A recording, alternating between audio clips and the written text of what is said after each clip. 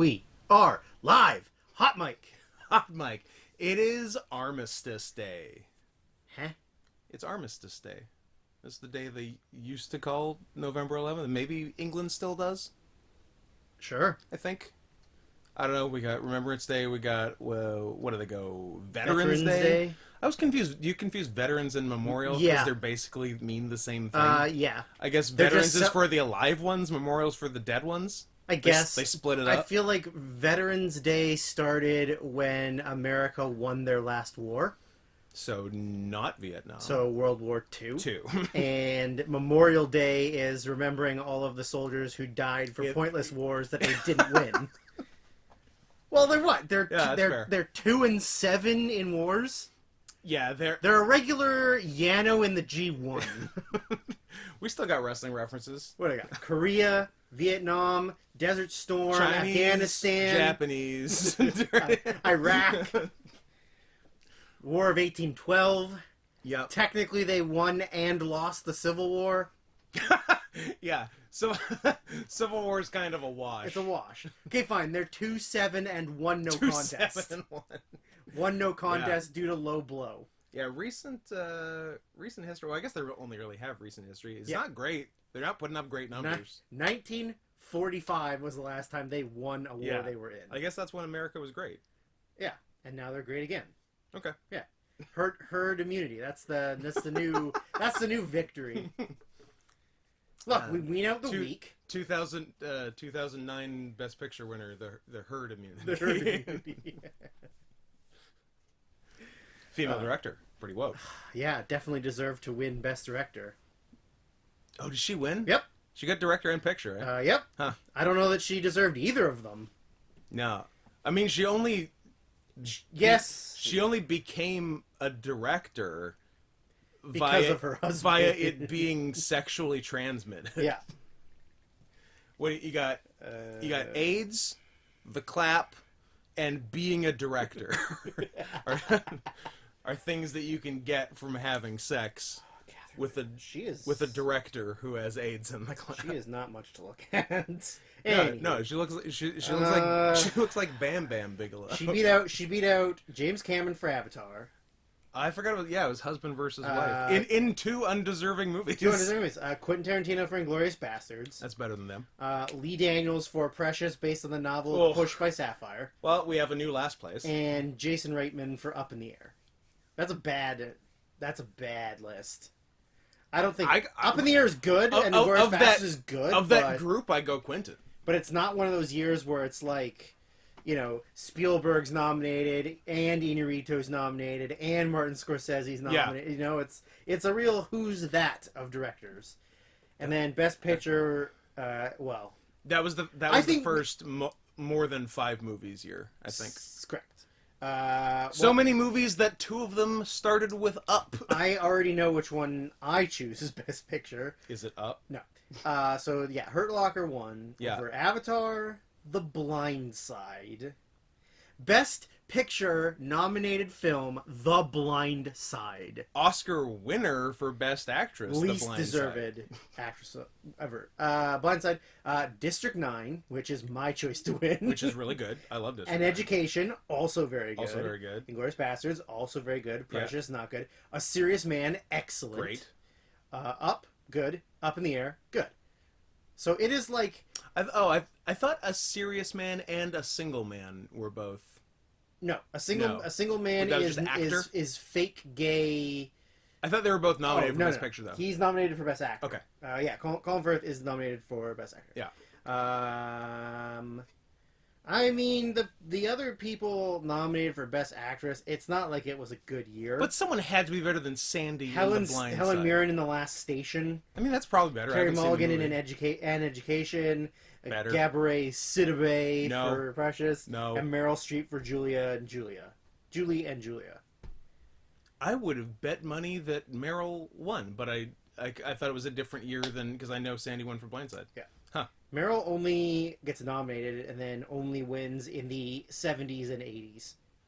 She's and 90s? She's one of the 2000s, for sure. Sure. Yeah, she has. I think you and I went through. We should actually, that should be a very like a bonus episode of the podcast or something, where we went through and did all the lists of things that should have actually won the years of anything that was nominated. Yeah, well, we both did a list. I think 1990 to present. Yeah. Of what should have won Best Picture every year. But we had to limit it to stuff that had some Oscar nomination. Had a nomination that year for any category. Yeah. Because, I mean, this year, like, there's so many, like, there's a lot of bad things nominated. There's got to be better movies in 2009 than the ones I think 2009's a pretty good year. Yeah, but not based on the things that are nominated. No, I know. nominated. But I feel like there's a lot of good movies in 2009. Yeah, I would agree, but I guess not according to the Academy. The Academy is really weird, though. Like, they're not... They don't really always have their finger on the pulse of what's good. They're like, yeah, okay, this movie's got, like, so-and-so in it, like, I just nominated it. Like, whatever. Like, let's see what we got for 2009. Yeah, like, I don't know, Fantastic Mr. Fox, or Moon, or Where the Wild Things Are, Crazy Heart, The Original Girl with Dragon Tattoo. Yeah. Even like... Dogtooth. Dogtooth, even although that was the year they technically... Oh, it would have been the next year, Oscar-wise? Oscar-wise, the next year, yeah. Like, I don't know, depending on what you think of Watchmen. Like, I'm losing things here. Black Dynamite? That's really good. I mean, Black Dynamite rocks. It's not really an Oscar movie, but it fucking rules. Like, The Informant. Am I wrong for liking The Informant a lot? No, not at all. It's excellent. Okay. It's really good. Good. I mean, it's Soderbergh makes good stuff. So when he really tries, teamwork emerges from focus. Oh, really? Remember when he retired from making movies for all of like 10 minutes? It didn't. And then he was like, "Hey guys, guess what? I'm back. I'm gonna make 40 more movies." So that concludes our 2009 movie podcast. I was thinking... Join us next time for 1973. Yeah. I was thinking last night when I was trying to get through the last... Or not get through, but watch the last couple movies I had on my list. Or last movie on my list. I'm going to be really bummed when this is over. This is actually more fun to, like, prep and get ready for than wrestling was. Yeah. Should we just do, like, best movies of decades but not go year by year? Or just go back year by year until there are no more years? To year... Like just go 2009 to, I don't know, 1896 or whatever the first motion train picture arriving at station. Yeah. It's coming right for us. Oh my god, get out of here. It's the original 3D movie. Yeah. I hope that some theater has released that in 3D. That would be amazing. No, but I was thinking, like, I mean, I think we could easily do 2009 to 2000, but I think once we get past 2000, there would be a lot of stuff we'd have to like research and find. Yeah, because like movies in the 90s, I think were like there was a lot of shit made in the 90s. Absolutely, because it's like they had no better ideas than like, hey, how about a planet where the polar ice caps melted and everybody lives on a boat? Yeah, I feel like the 80s and 90s are both. Like, those are sort of our cultural depths. Yeah, really. It really is. I mean, like, you could just do, like, the major movies of, like, you know, the 80s, you know? Top 20 movies of the 80s without having to go through... Breakfast Club 2. Lunchtime. Breakfast Club's pretty good. I don't know why you're knocking the Breakfast Club. I'm not. Pretty good. I just like there being sequels to the Breakfast Club where they do all the Brunch Club. Where they do all the meals at school. The Brunch Club. The Supper Club. The Late Dinner Club. Fourth Meal Club. It's at Taco Bell. Yeah. Yeah. No, I don't know. I'm going to be really missed opportunity, John Hughes. Get on it. Yeah. The ghost of John Hughes. Go back 30 years. Oh, he's a ghost now? John Booze? Ooh. No. Come on. I'll allow it. Thank you. I'll allow it. Yeah, because, like, I don't know. This is way more fun than forcing ourselves to watch wrestling. Yeah, actually, I will say that watching the best movies of the decade is more fun than watching the worst wrestling of all time. The worst year of wrestling, yeah, that's true. Yeah, I don't know. I mean, even thinking like... Or taken in the other direction, after we're done, Murder Suey. Oh, What do you think? who's which? Who's what? Flip a coin. Okay, fair. Who calls it? We'll flip a coin for that. Okay, yeah, I like that. Good idea. Good. That Good. seems fair. That seems fair. Flip a coin to decide who calls flipping a coin, Yep. to decide who gets to be the murderer and who gets to be the suicidee. Correct. Okay. Let's mark it down. Let's mark it down for December. Let's mark it down. So, this is 2017. Yeah. This is the hardest year. This year sucks. This year sucks. 2014 sucks. I would- Don't get me wrong. I would like to state this for the record. I am not happy about anything I've written down on these cards. No, I'm mad at most of my Nothing. list. Yeah. Pretty angry. I feel like anybody out there is justified in their anger towards us for any choices we make. Write in. Write in, call your local congressman and complain Call your about congressman. the lack of diversity on this podcast. Yeah. Hey, I was listening to you're not going to believe it, this podcast with 2 white guys on it. I know that's rare, but... 2 white guys, and I didn't like their top 10 choices of movies for 2017. Yeah. I thought they were Send 'em other to Gitmo. good movies. I like that we're at least getting pretty current in terms of our recording dates to release dates, because, like, I don't know if we recorded like 2010 and 11 17 years ago, like Correct. before 2010. Yeah. We were just making calls. Yes. So and then when people like now that they've been posted a few weeks ago and people like quote things we said on, like, I don't have any fucking recollection No. of what I No, said no, in it. no. Like, they'll quote one line in like the YouTube crowd and I'm like, yeah, cool. I probably said that 9 months ago. It's like when we used to hang out with all of the Washington nerds for wrestling, and they would just like quote things that we had done 3 years or ago. like and like they would say things to me. I'm gonna throw a name under the bus, Cody Redford, where Cody would reference things that we had done on like VCW shows in like 2007, and then I would just like blankly stare at him, and he goes, "Yeah, you guys remember when you did?" And I go, No. I honestly could not tell you I don't remember anything I did that year in VCW. I'm hazy on earlier today. Who are you? What's your name? Yeah, I just Who's the president? people make like Actually, what's funny is, spoiler, we don't know who the president is right now. Oh, correct. We don't know. I mean, we won't know for a couple more weeks because once those ballots get in and then they're tampered with, then we President Mike Pence.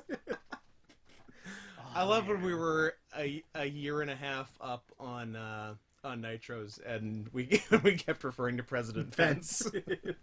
It could have happened. Could have happened. Still could happen. I mean, legally, it pretty much should have happened. Yep, but they fought it. But what are you gonna do? Well, I don't know why you would fight it though, because he's as a Republican, Pence is a much better choice for you. Yeah. So why wouldn't you say, Mr. President, why don't you go get healthy? Mr. Pence will run the country, and then you could just do all of the evil things you want to do. Yeah, you can keep like you didn't even really want to be president. No, you just like took a you bet. get to tell everybody that you're the president. Yeah, but you don't actually have you to can do say anything. the N-word again. Yeah, of course. It's got to be killing. Grab some pussies. Grab some pussy. Yeah. But like, as the Republicans, you should have made Trump get out of go and take a rest. And Pence is just like such a prototypical, just dyed in the wool Republican. Yeah. He is like he's the ultimate like solution for them. Something of a final solution for the Republicans. Yeah. Come on, he's like everything you think of. Like, close your eyes and picture a Republican. Yeah. Like, now stop. That's correct. Like 60-year-old white man, white hair, like looks like a Lego figure, prim and proper. Yeah, like hates anyone that's not exactly like him. Yeah, like believes in gay conversion camps. Yes, yeah, like just the worst, worst kind of the worst. But we did record the first 2 episodes. Pre-pandemic? No. Yeah, pre-pandemic.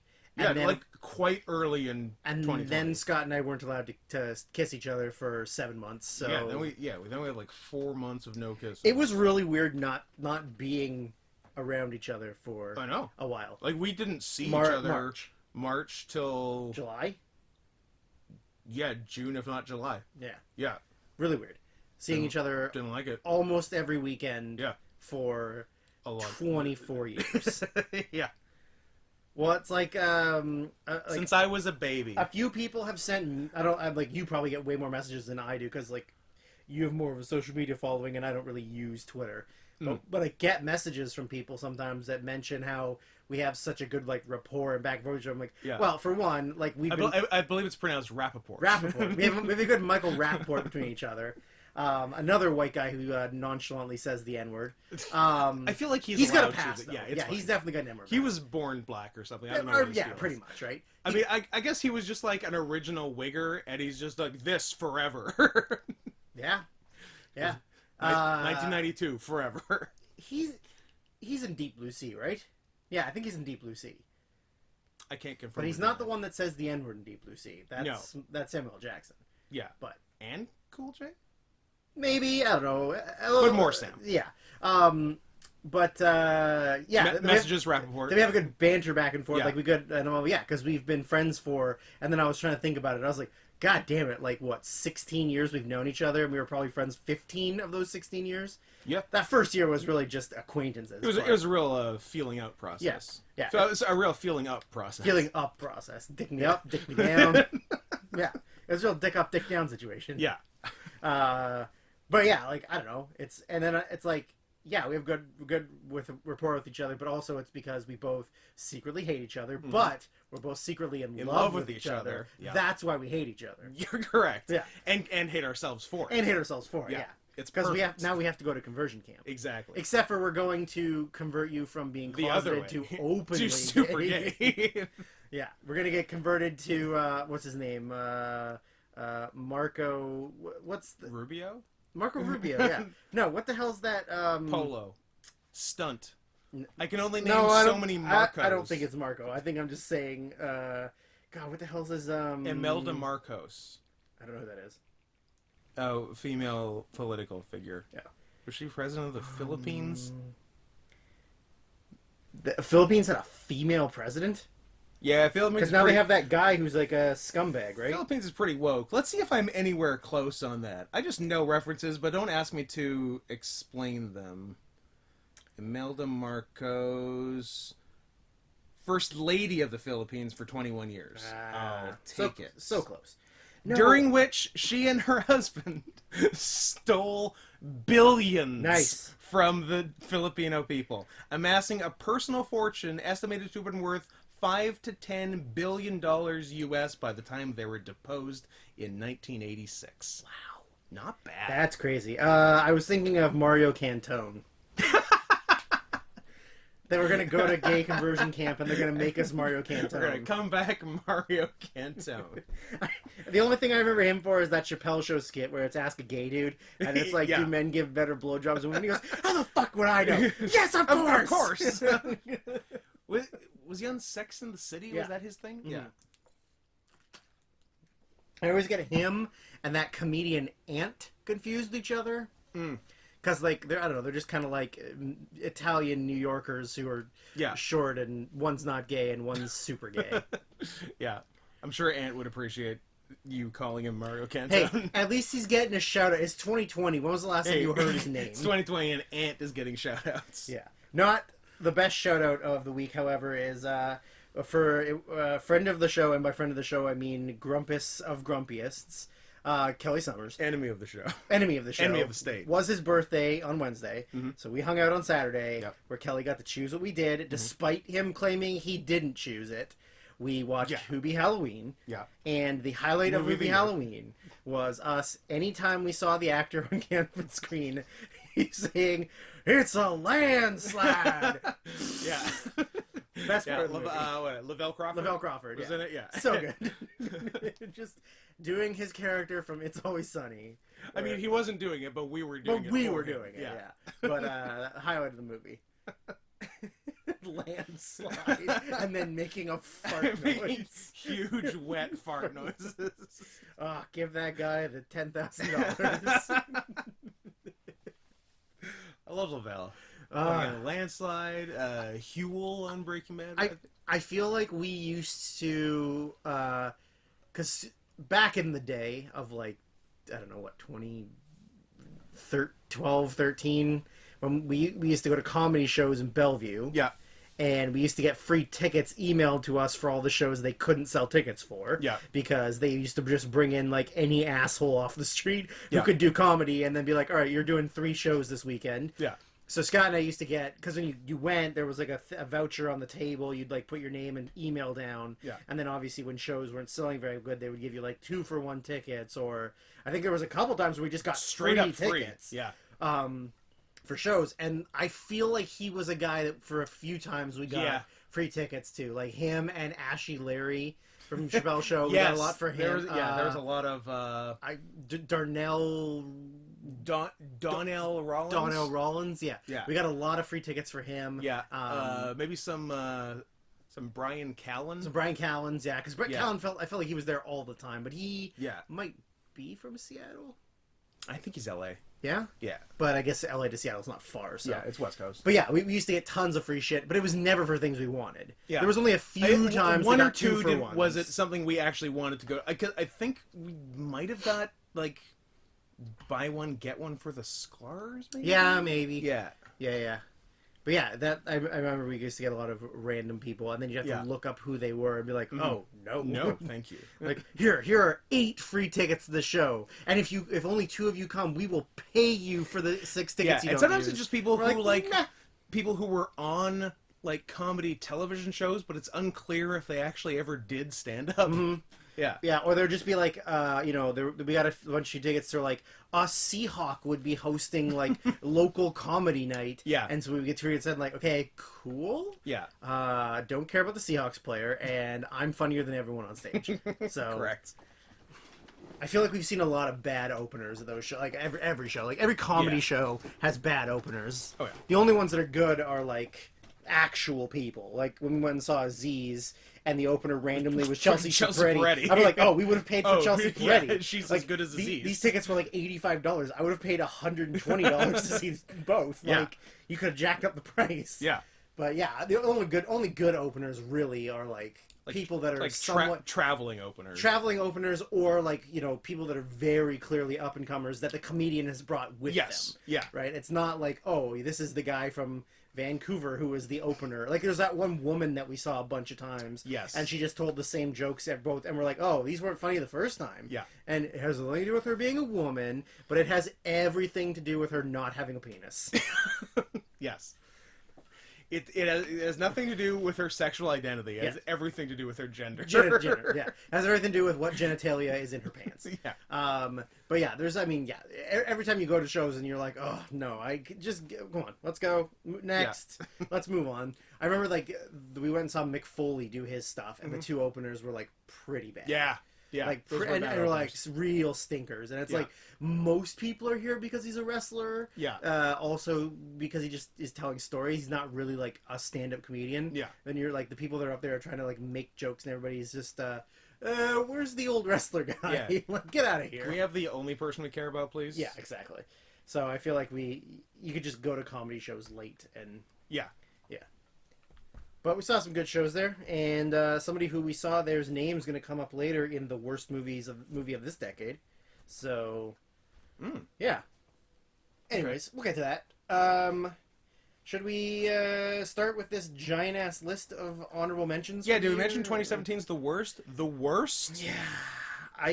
There's too much. There's even things I didn't write down that I was like, any other year I could give that a Han, but I already have 55 movies on my Han, so why would I keep writing things down? Yeah, I've got ones on my list that I had to immediately cross off, like not even close to making honorable mention. Yeah. That would be top 10s in other years. Yeah. Yeah, this is bullshit. Yeah, it's pretty bad. Like my honorable mentions is almost a double-sided index card. I love your index cards. Well, I like writing on them. It makes me feel like I'm doing a speech. A keynote speech? A keynote speech. I'm doing a TED Talk. I'm doing a TED Talk on how I watch too many movies. How about a keynote speech and it's guys only? Yeah, of course. Yeah. I assume women there. Most of your speeches would be at men's organizations. Men's organizations. NAMBLA. For example. As one example. Basements of pizza shops, Yeah, that don't even exist. They don't even exist. They're not even real. That's funny how that works. Yeah, it's interesting. Real interesting.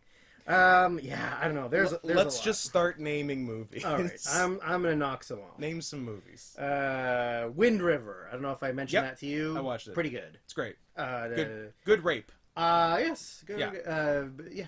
A lot of surprising violence in it. Yeah, if you find yourself in the need for a rape movie tonight, might I suggest Wind River? Well, if you want rape movies, I got you nailed. So there's lots of rape movies. I can tell you.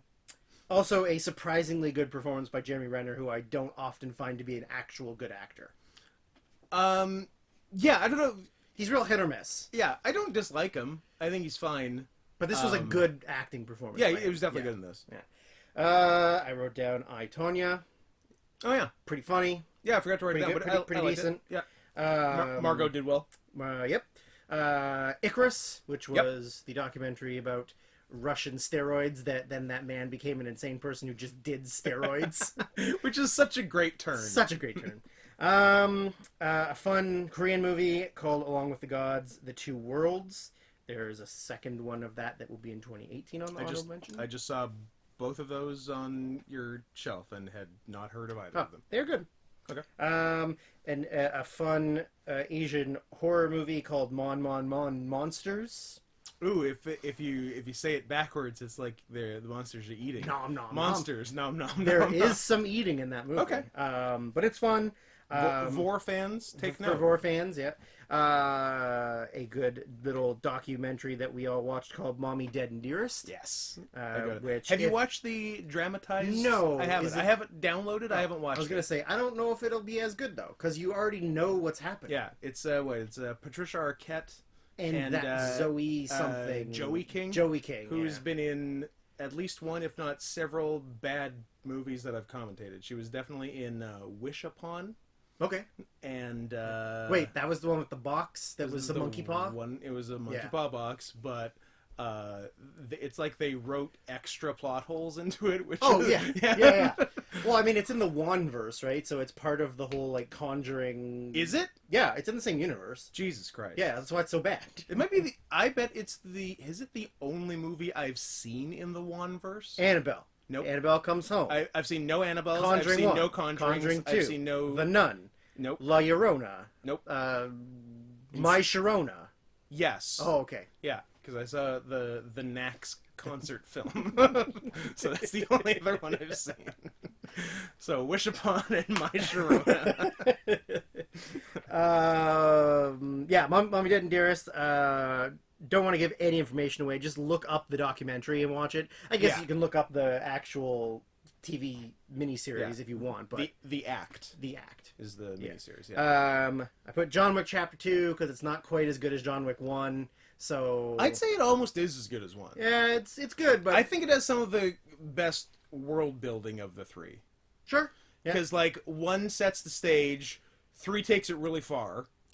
Yeah. But 2 does a lot. The last like 20 minutes of John Wick 2 is really, really solid. Yeah. Like it really. I mean, I also didn't want them to make a third one, but then the third one was also pretty awesome. Pretty awesome. Yeah. So, then of course the amazing Paddington 2. I guess I have to see the Paddingtons. You have to see the Paddingtons. They are very good. People fucking love them. Yeah. They're really good. And if it was on any other year, that might have been in my top 10. Wow. Okay. But it wasn't even. Is 2 better than 1? 2's darker. Like 2 is a lot more. That's what I look for in Paddington. Dark. 2 is a lot more like. It brings out a lot more of emotions in you. One's kind of more like Kitty, and then this one is like, oh, he's going to jail. Like, oh yeah, he's gonna rape someone in prison. I remember seeing him in his little striped outfit. It's cute. It's cute. The best part of it is that the like chef, who's sort of like the bad guy, but it isn't. Is Jon Favreau? It's Brendan Gleeson. Which of course anyone knows. I love fucking Brendan Gleeson. Can't go wrong with I still BG. haven't seen him as Donald Trump yet, though. So I gotta. Oh yeah. The Comey rule. I gotta watch it. It's apparently good. 4 episodes.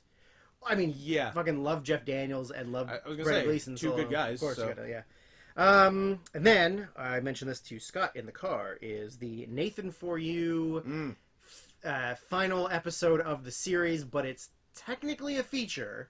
It is. It's feature length. It's a feature length, even though it's kind of an episode of a TV show. But it's Finding Francis, Yeah. So if you're not familiar with Nathan For You, First, go watch. Stop listening to the podcast. It's turn so it good. off now and go watch 4 seasons. 4. All 4 seasons of Nathan For You. Yeah. Then come back to the podcast. Yes. Because wait.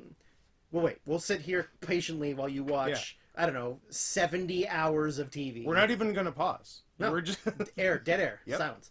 Are you done yet? It is like the best, like, because it kind of doesn't fit with the rest of the series. It's much. It's related different, to, but it is it is a part of the the show. Yeah. But like it is such a different thing than the rest of the show. Yes. But it's so good. Yeah. It's the most amazing like series finale to a reality like a show reality comedy that show. you could ever ask for. Yeah, it's perfect. Like, yeah, if you're not familiar with Nathan Fielder, like Nathan Fielder, Sacha Baron Cohen, and Eric Andre are like the 3 greatest trolls of modern times. Absolutely. And they're all different like styles of Very trolls. different, all very different styles. All different. He's a nice little Canadian boy. Yeah, Cohen is all characters. Like Nathan plays himself, and luckily himself has autism.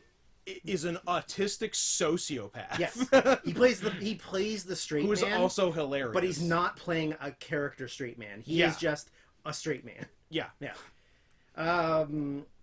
Okay. So I just blaze through some more. There was a good horror movie on Netflix called The Ritual that was really good. I remember people saying it was very scary. It's scary. The creature. I didn't watch it because it was too scary. The creature thing is spooky. Okay. Is spooky ghost. I put Wonder Woman because I thought it was pretty decent for a DC movie, considering the rest of them have been pretty shitty. I don't think it's going to be as good as Wonder Woman 1984. You never know. I do know. Oh, because there's a cheat in it. That's correct. Yeah, cheat a woman. Correct. Who's Kristen Wiig, who I would definitely have sex with anyways. I would. Regular is, to quote 2009, up in the air. But 2020. Late 1984. Kristen Wiig, I'm in. Yeah.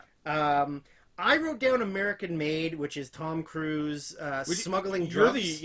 I remember seeing trailers for it. You're the only person who saw that movie. The only reason I wrote it down is because I checked my letterbox and I gave it a good rating. So I was like, oh, I guess I must have liked it. I guess I liked it. But I don't remember that much about it. Okay. So obviously I liked it at the time. All right. I put Brawl in Cell Block 99. Yeah, that's one of the last ones I watched. That's a pretty wild movie. It's crazy. Yeah. Vince Vaughn is awesome when he wants to play like violent, mean roles. Because like, I thought he was the only good part of season 2 of True Detective. Agree. He's excellent in that. Have you ever seen Wedding Crashers? Domestic Disturbance? Ooh. Yeah, but a long time ago. Oh, he's also excellent in that movie.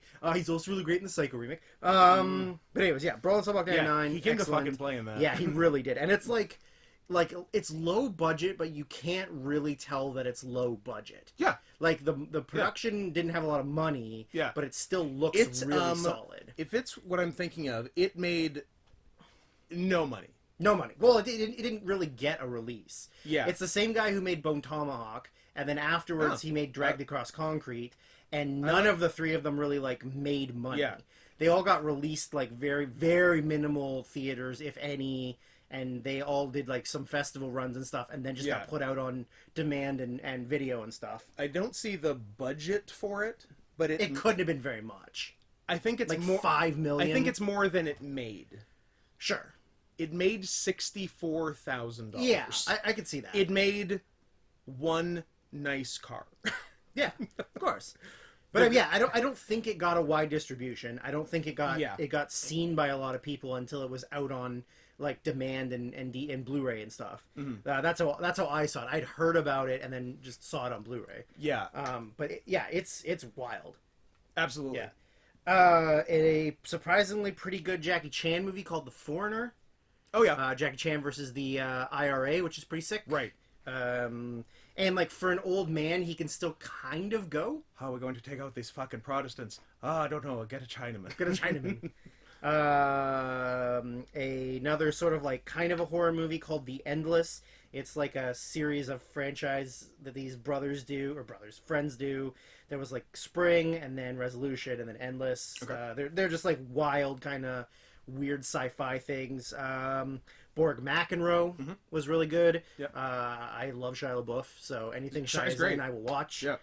I put Jumanji the next chapter. Yeah, whatever it's people called. like that fucking movie. I don't know. It's fun. I like The Rock. I obviously like Kevin Hart.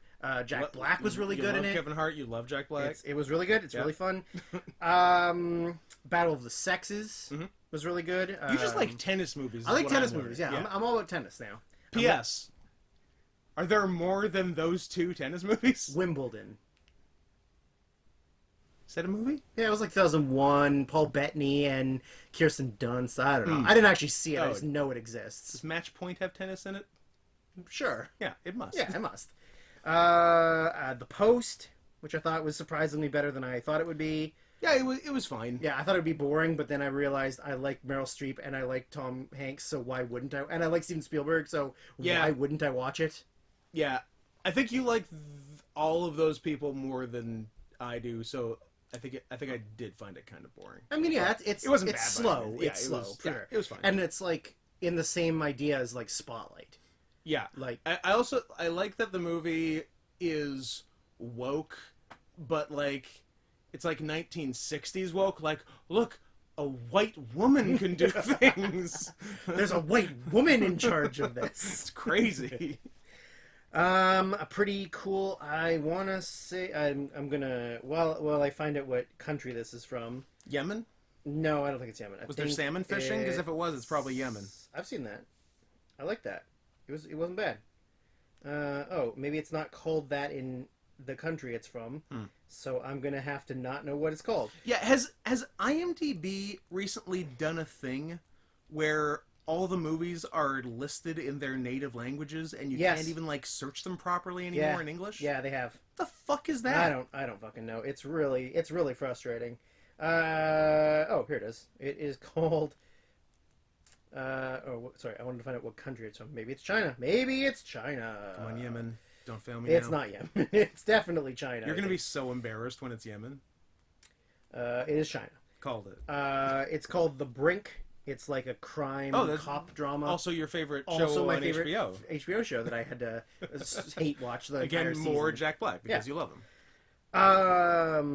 Another 30 for 30 that we've only mentioned a couple, but this was Blair? the XFL. Oh, XFL. Which I guess is more of a like if you're a wrestling fan and who hates Vince McMahon, it's really fun. Yep. Then so you know what? Watch out for new XFL coming 2022. Owned by The Rock, though. By The Rock. So it might actually like live longer and be good. Now there'll probably be another pandemic. Maybe. Or this one, let's keep going.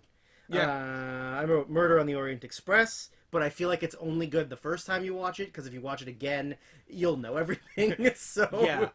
I don't think you saw it? No, I saw it in the theater. I mean, Kenneth Branagh's pretty good. Yeah. I think a lot of people hate that movie. Fair. Yeah. I don't hate it. There's a sequel coming out. Is there? It's whatever the next Murder on the Nile. It's another Poirot thing. Yeah. Yeah. I like it because apparently Branagh looks nothing like Poirot is supposed to look like. Yeah. Poirot's like supposed to be like a short fat guy, and he's a somewhat handsome man with a mustache. Yeah. But of course he like wrote it and wrote the screenplay and directed it, so he's gonna make himself. So he's probably gonna get to do it. Yeah. Thank You for Your Service, which is like a Miles Teller PTSD, like coming back from Afghanistan movie, which is really good. I confuse that. I've seen neither. Okay. I confuse that with that low-key Ang Lee one. The long Billy. walk. Yeah, we talked about it last time. Yeah. The Lego Batman movie is pretty fun. The Trip to Spain, as all of the Trip movies are fantastic. I haven't watched Grease yet. I haven't watched Grease yet either, but I guess we have to because it's 2019 if we really want to. A movie called I Kill Giants, which is pretty good. The Little Hours. Yeah, Little Hours was fun. Yeah, especially you don't see a lot of booty. Yeah, some good tits in it. I have now seen both members of Garfunkel and Oates full frontal. Yep. So that's pretty cool. Yep. You don't see a lot of movies starring mostly comedians based on like 14th century Italian works. Yeah, but it's fun. Yeah. One that I was very surprised with was Suburbicon. It came out at the same time as Downsizing, and I expected to like Downsizing and hate Suburbicon, and it was the complete opposite way. Especially because Downsizing was Alexander Payne, who I really like. Yeah. And Suburbicon, was George Clooney, but written by the Coens. Written by the Coens, but directed by George Clooney. And written by the Coens like 25 years ago. Right? Yeah. And just never made. It just never made until Clooney got a hold of it. But yeah, Suburbicon's like really violent, and Matt Damon is really good in it. It might be one of his best like acting performances of the last like, I don't know, 10 years maybe. Yep. There's like a kind of a horror sci-fi one called I Don't Feel at Home in This World Anymore with Elijah Wood. Oh, that rings a bell. That was really good. Darkest Hour with which I kind of put down only because Gary Oldman was Oldman was great. Good. Yeah. That like the rest of the movie is kind of boring, but he's like really I have no problem even with Oldman winning Best Actor. It's kind of like Lincoln, right? Like Lincoln was kind of boring. Yeah, I don't care about the movie that much, Daniel Day-Lewis but I can recognize so good. A great performance. And also Fat James Spader running. That was also really good. Robert California, baby. A pretty good like kind of westerny frontier one called Hostiles with Christian Bale. That was really good, really violent. Very violent, yeah. The Beguiled. I like The Beguiled a lot. One. Yeah, I really like that. Really, really solid. Like, I love Colin Farrell. Yeah, like The Beguiled could definitely come up later. I feel like that could be like maybe not a top 10, but an honorable mention in another year. I really did dig it. Yeah, it's really, really good. Also really sexy, which I like. Sexy. I like a sexy Colin Farrell. Sexy movie. But I also like fat Colin Farrell, so, it's both. Turns out I just like Colin Farrell. Turns out I just have a fetish for Colin Farrell. Except in fucking True Detective Season 2. Ugh, where he sucked. Where he can't stop doing an Irish accent. Can't stop. Like, comes in and out, but he can't control it. No. It controlled him. It's like he's got Tourette's, but the Tourette's is an Irish accent. Tourette's. An interesting documentary called Losing Sight of Shore, which is about the first all-female open ocean trek from California to Hawaii. It's really good. Like it's just the four of them on the boat. There's no camera people, so it's just them. Yeah. And it's literally like non-stop. They just rotate 2 in, 2 out, and they just go all the way across, it's really cool. And a good Korean movie called A Taxi Driver, which I think I said to you. Yes, maybe? you did. Did you watch it? I didn't. Oh, okay, that's fine. Yeah. It's a good mix of comedy and then like political like violence and uprising. It's set in the 80s. Right, because the taxi driver gets like caught up in. Yeah, he's like a guy who's driving around a journalist, and then the journalist gets caught up in like the revolution of 1980 in whatever city in Korea and stuff. It's good. It's really funny. And then also like really violent. I mean, I still have more. Do I just keep going? Because all the good ones are on the back. So like, I'll blast through some, and some will probably I'll blast you. I mean, you'll probably I'll dick you up and dick you down. Dick you up. I'll dick you down. What do we got? The Square.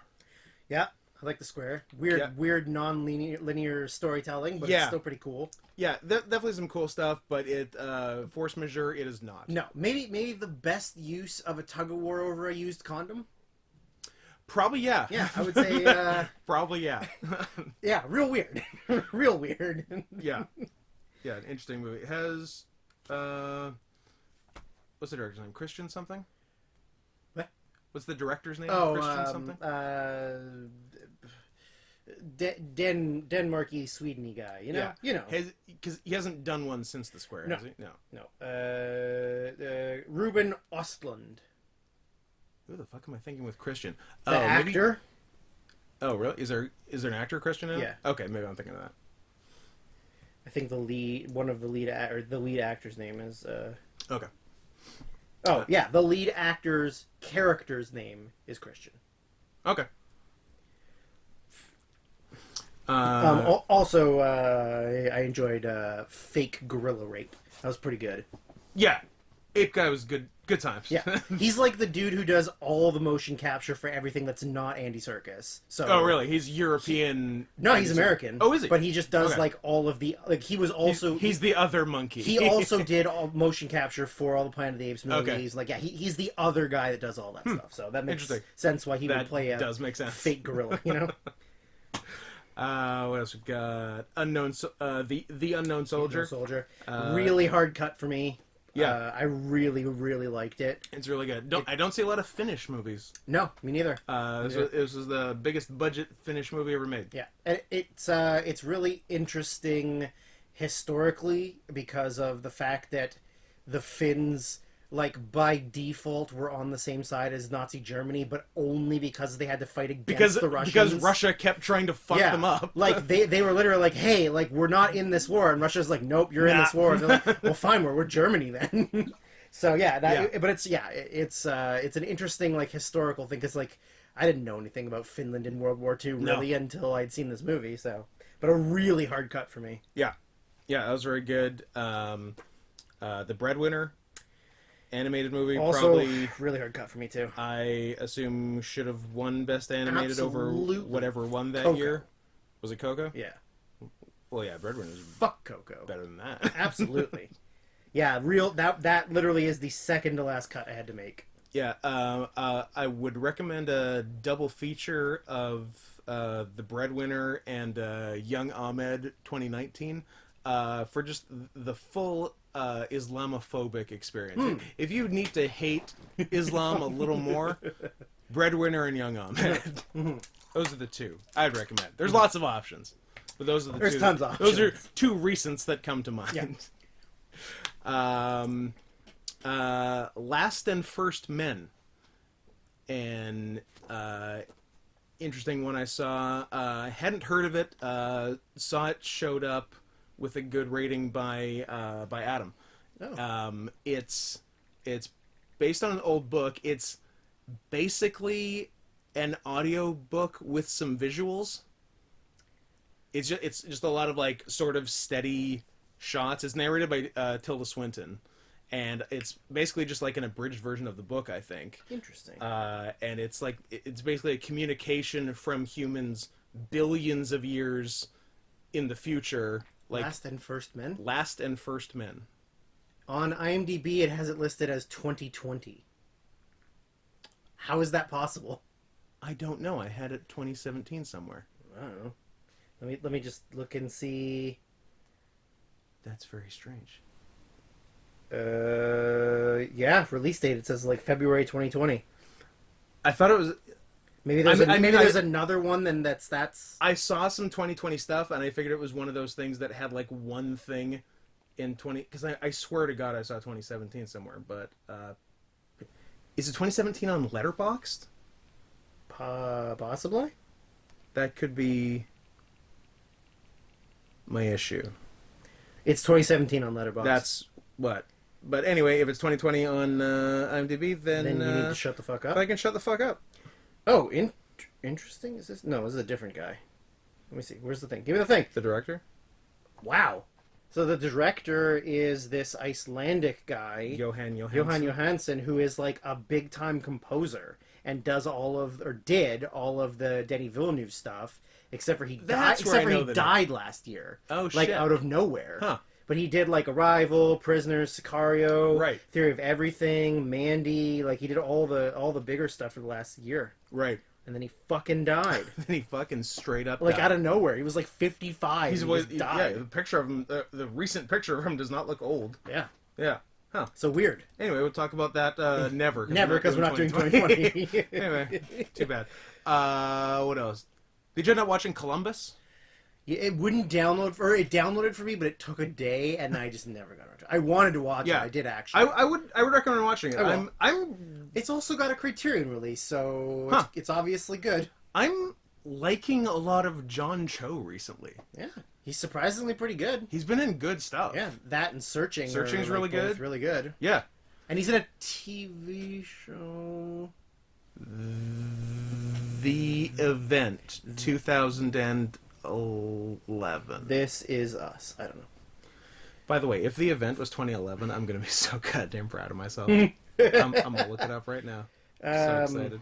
Also, if John Cho was in it, because I can't remember if he was in that one or a different sci-fi. Oh no, I'm just thinking of he was in an episode of the Twilight. The Event 2010 to 2011, counting it, was John Cho in it, or was he in? What's the other one? Was he in Flash Forward? That was the other one. I don't know. But he was in an episode of The Twilight Zone. That's what I was thinking of. Oh yeah. He was also in 10 episodes of There Was an Exorcist TV show, apparently. Okay.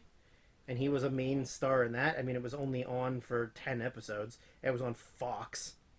But anyways, yeah, he's actually pretty good. Like, I mean, that's the thing is, like, a lot of those people take, like, silly comedy roles early on, and then it's like, oh, they can actually act? Like, who fucking knew?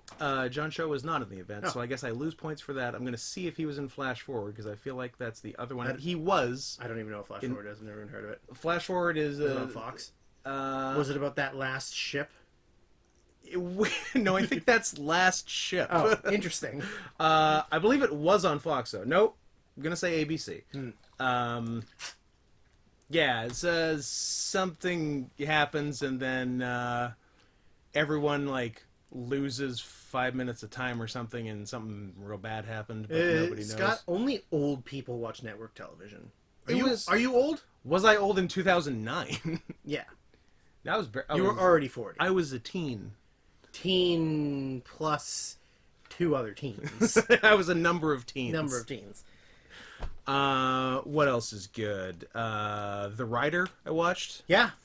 It was good. I was surprised, especially because I'd never heard of it. Mm-hmm. It was on a bunch of people's best of lists. Yeah. Then when you were here last time, I said, oh, there's this fucking movie. We watched the trailer. We're like, all right, I guess we should watch it if people think it's really good. And, like, most of them aren't even trained actors. It's like it's like real people playing fictionalized versions of themselves. Yeah. Yeah, it's weird. It's very interesting. Yeah. Yeah. It's well done. And considering they're not, like, professional actors, everyone was pretty solid. Yeah, really good. Yeah. Did you ever see Loving Vincent? Yeah, I meant to, and I just never got around to it. It's, like, the movie's fine, a little boring. Sure. But the idea it's pretty fucking impressive that people the movie consists of 65,000 frames of hand-done oil paintings by nuts. Like 150 artists. Where did those paintings go? Who's got them? They burn them? The paints, I think they were burned. All right. Yeah. Movie's done. It's on record. Get rid of them. Yeah. So it's pretty cool to see. Mm-hmm. And Chris O'Dowd's in it. That's something. I like Chris O'Dowd. I know you do. I do like Chris O'Dowd. Too. What else? The Disaster Artist is fun. Yeah, it's okay. But I think only just because it makes you think of The Room. Yeah, pretty much, right? Yeah. What else? I mean, it's got a fun cast, but... Yep. Yeah.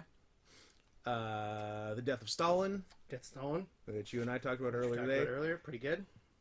Definitely fun. I think I like Armando Iannucci's stuff better as half-hour TV as opposed to feature-length movies, because he does often get bogged down in the middle of his movies. Yeah, I definitely said that I got a little bored in the middle, but the beginning and end were very good. Yeah. Yeah.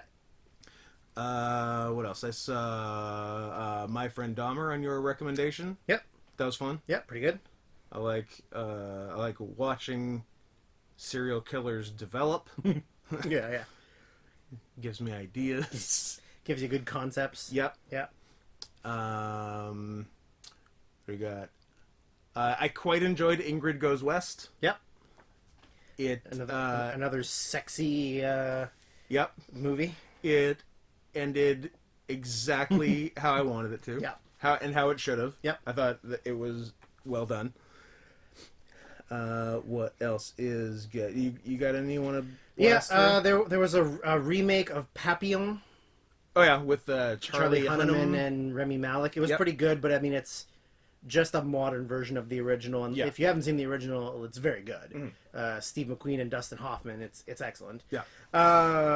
One thing I'm usually very against, which is American remakes of foreign films, because the foreign films are almost 100 times out of 100 better than the American one. Is the remake of Force Majeure going to be your number one for 2019? 2019? No, but it's good. We liked it. I'll tell you, it's better than I expected. Yeah, me too. Well, this one is along the same lines because it is an American remake of my 2011 number one, which is Upside. Isn't Kevin Hart Here's the thing. Isn't Kevin Hart in that? Hear me out. Shut up for a minute. When you think of that movie and you watch the original, and it's got Omar Sy, who is this like 6'5", Yeah. muscular, moved from Africa to France black man who can- looks after a crippled white guy. Yeah. And then you're like, hey, we're gonna make this in America. Maybe we get Gotta The go- Rock. Maybe we get like Terry Crews. Like, how about How about- 5'4"? How about The Rock's friend? Kevin Hart? But he is super jacked. But Okay. because like it's one of those movies where I did not think I would like it because Yeah. it's a remake of a movie I really like. Right. You know what? It was just as good as the original. Okay. They do change the plot a little bit. They have sex? No, they don't have sex. Yeah. But I mean, it's got Kevin Hart's pretty good, but it's got like a really solid Nicole Kidman's in it. She's really good. Juliana Margulies is really good at it, but it's the good wife herself? The good wife herself. But it also And an okay doctor before that? yeah. But it also has oh no, my brains they've stopped. Oh, dear. You got it. No, Talk it through. I can't talk it through. I'm gonna. Oh, my brains they're fried. I can't. There was a man, and then a bench, and then... Anyways, it's got Bryan Cranston in it, is what I was trying to say. That's the star of it? Jesus Christ. I brain's thought you were looking for some, like, tertiary players. I'm like, Yeah. no, the star, Bryan Cranston. Yes, the star, Bryan Cranston. Okay. Cranston's really good in it, so I worry about it's a much different movie. sometimes. Baby Driver, which I think I really liked at the time, but now I've gotten a little less into. It's on my honorable mentions. Oh, okay, interesting. Yeah. And then for people like Scott who love horror movies, there's an interesting, much like The Vitch. Mm-hmm. The movie is done entirely in like historical Germanic language. Okay. It's called Hegazusa. All right. And it's like witchcraft and like the only thing about it is there's very limited spoken dialogue in the movie. But the version of it that I saw didn't have English subtitles. Oh. So I didn't actually understand anything. But it didn't matter. Okay. Like, the dialogue and the words were like completely irrelevant to the story. But it's just about like a woman living alone in the woods who has a child and everyone thinks she's a witch. Ah. And then all of the people that like live close to her just like beat her up and like Nice. treat her like shit. And like the men all try to rape her and stuff. Keep but talking. it is super dark and like really well done for something that is so like weird but yeah, it's really really good. Speaking of The Witch, another... I believe it's pronounced Vitch. Speaking of The Vitch, another movie that I have very similar feelings to as The Vitch is It Comes at Night. Yeah, I don't know. It's a movie that I think is good, Yeah, but absolutely left me wanting something more when it was over. and I think you and I talked about this off podcast last time, is that sometimes you want to watch a movie where you don't have to figure everything out yourself. Yes. And I feel like there was Sometimes too much of that. Sometimes in I this want a movie. bit of explanation. Yeah, there was Yeah. just way too much at the end where it was like you had to answer like 6 or 7 questions yourself, and it was like Yeah. no, I'm fine with like 2, Give me... but yeah. like I would like Yeah, I don't need everything laid out for me. yeah. But give me a few things. So it's just like, oh, it's completely open to interpretation. Yeah, which is very frustrating. Yeah. But like as a suspenseful like horror type movie, Yeah. it's really good. It's good, yeah. But yeah, there's just too much that you have to answer yourself. Yeah. Ghost Stories, which I had suggested you. I don't know if you actually ended up watching it. That It's one not- I didn't get to. It's not really your Yeah. thing. It's 3 short stories, but they're all connected by one main character Okay. who is like a guy who investigates like strange happenings. But it's like got like all of the top working sort of like British actors in it, like Yeah. Martin Freeman, and he's one of the main people. But like Ricky Gervais. I don't believe Ricky Gervais in it, but it's cool. It's unique. Speaking of, I didn't see. Speaking of Ricky Gervais, I didn't see Ghost Stories, but I did see A Ghost Story. that is also on mine. Yeah. It's. I like it. I like it a lot. It is. Just from the trailer when I saw it, I'm like, this is my kind of movie. Mm. I like interesting, weird, like existential. Yes. Yeah. Movies. With like weird time jumps and time cuts that you're kind of like Yeah. like take you off. I also like my lead actors to be cool be guys. super cool bros. I mean, that's why dudes rock. That's why he had to wear a sheet for the whole movie because Yeah. as punishment. Um, But yeah, it was very cool. yeah, I put Thor Ragnarok down People love it. I haven't because seen it. Taika's fun. Yeah. It's a big difference compared to every other Marvel movie. Like, it's even more different than Guardians of the Galaxy. So it is unique and it's fun. And obviously Taika has got his own style of comedy. Sure. And yeah, it's really good. A movie I suggested to you that you couldn't find, which was Bluebeard. Yeah. Which is very similar to another movie that I'm sure is going to get mentioned later. Okja. Yep.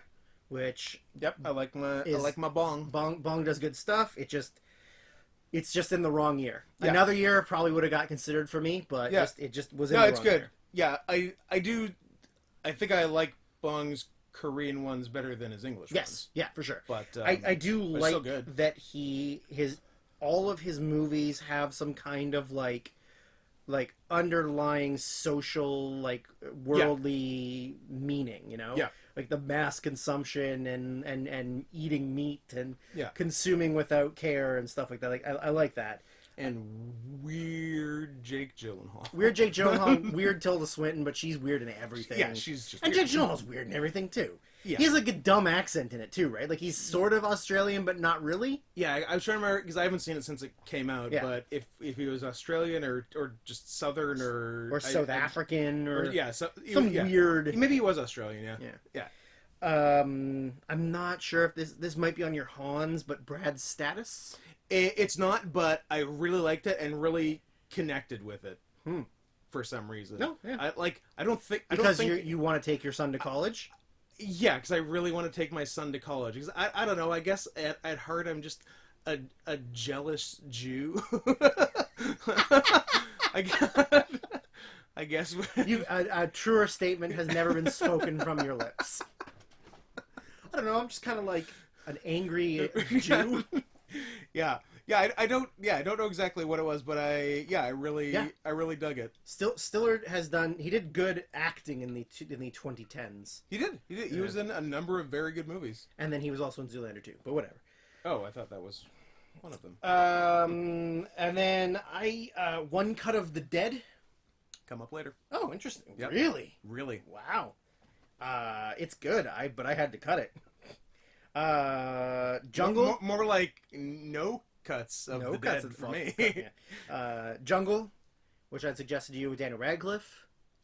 Oh yeah. Didn't watch it? I did not. That's okay. I didn't even have it like written down for some reason. Oh, I'm pretty sure. Whatever. I think you mentioned it, but it wasn't on the list you said. I do remember you mentioning it now. I mean, it's just another really good Daniel Radcliffe acting performance, and it's one of those things like Harry Potter and the Sorcerer's Stone. Yeah, have I seen that Harry one? Which Potter, number is that? The first one. Okay, I've seen 1, 2, and Harry 3. Potter and the what the fuck? Order of the Phoenix or something. That's like the 5th one. Don't be ridiculous. Well, I don't know. You got your Prisoners of Azkaban. You've got your Half-Blood Princes. What the fuck is the second one? Harry Potter and the Touchy Uncle. Oh yeah, that was the controversial one. Yeah, Uncle Touchy's naked puzzle basement. Yeah. Obviously, you won't wear a shirt, but you'll cry. Obviously, Deathly Hallows is the last one. What is the goddamn second Harry Potter? Couldn't tell you. Is it Goblet of Fire? Maybe. Or is that one late? Chamber of Secrets. Goblet of Fire is Chamber of Secrets is number 2. Yeah. I've seen the first 3, and they don't care. Then Azkaban, which is the best one. 1, because it's directed by Quaron, and 2, because it has a werewolf in it. And it has Gary Oldman in it, who's great. Yeah. Anyways. But for me, it's one of those ones where I like man versus nature movies. Mm-hmm. And that's what the movie is. Man trapped in jungle. There you go. He also does he's Russian in the movie, so he does an accent the whole movie. It's kind of weird. And then now I'm literally at like all of my like good ones. I had to cut movies, and these are the ones I cut. Yeah. So do you have anything that's not like a hard to cut one? Left? What do we got? We can. I Love You, Daddy. We said you actually have the very good observation that it's basically like a feature-length, like 3-episode dream sequence just from the show Louis. It's like if Louis went 8 or 9 seasons and they were starting to run out of ideas. Like, what do you want to do? They just did like a weird, like, in the future, Yeah. Louis like this famous TV writer, director, and he's got a daughter who's a whore. Like, that's kind of what it is. But yeah, that's what it was. Yeah, it was like, if you like Louis, Which I do. It's worth seeing. He can do no wrong in my eyes. No, he's like never... I've said out loud before, I respect him so much for not only doing it, but being able to get an erection in a room with people. Because like I would be so afraid to do that. Like it wouldn't happen for me. So that's why I respect him so much, is that he could get it done. Absolutely, 100%. He is an American hero. I agree. Lady Bird, I know you love. No. It's your favorite coming of age. Not even a little bit. Okay. I liked it. I thought I really like Laurie Metcalf in it, and I think Saoirse Ronan is super cute. I agree with that. Yeah. I agree with both of those statements, but it just felt too much like every other like wisecracking female coming of age movie that they've made. It didn't break much ground. Yeah. And I remember the tension between her and her best friend when she like got in with the cool kids to be very forced, and like, I don't think it would have happened. And it also so like much. that is similar to like Edge of 17, which kind of the same thing happens. Yeah, and I think Edge of 17 is a better. Absolutely, Edge of 17 is better, and like Easy A is better. I like The Duff better. So like it's all like the same like teen weirdo who is just like an outcast kind of thing. Yeah, I and also like I don't know. I for some reason hate Greta Gerwig because I'm not progressive and hate women. Yeah, is there a reason besides hating women? Because I really have never heard. Don't like her as an actress. Don't like her in her movies. I don't know. Right. I couldn't. I haven't seen Little Women yet. I will see Little Women, but it's fine. Yeah, I mean I like Florence Pugh. Pooh. Florence Pugh. Florence Pugh. So I mean, I'm gonna watch it because she's cute, and also Saoirse Ronan is in it. But attractive women, but we'll see. Maybe I'll like one of her movies. Maybe she should stop mooching off of her husband for roles. You know. I think Lady Bird is better than Little Women. Okay, fair. So then I'll hate Little Women as well. Yeah, so I guess you'll hate Little Women more. A movie that you probably do not have on your list anywhere is of course. Mother. I mean, it's on a list of something. Is it? Oh, I'm so excited. So we're talking about it later? Oh, it's not on that list, but yeah, we'll talk about it later. No, I know. Oh, yeah, as long as it will get talked about, it's fine. Yeah, absolutely. Fine, okay. Yeah. I'm going to say right now, we've gone through a lot of movies, and we've only had one that's been mentioned. So things are looking pretty good. All right. Except for we also have all the other ones. There's still a lot to come up.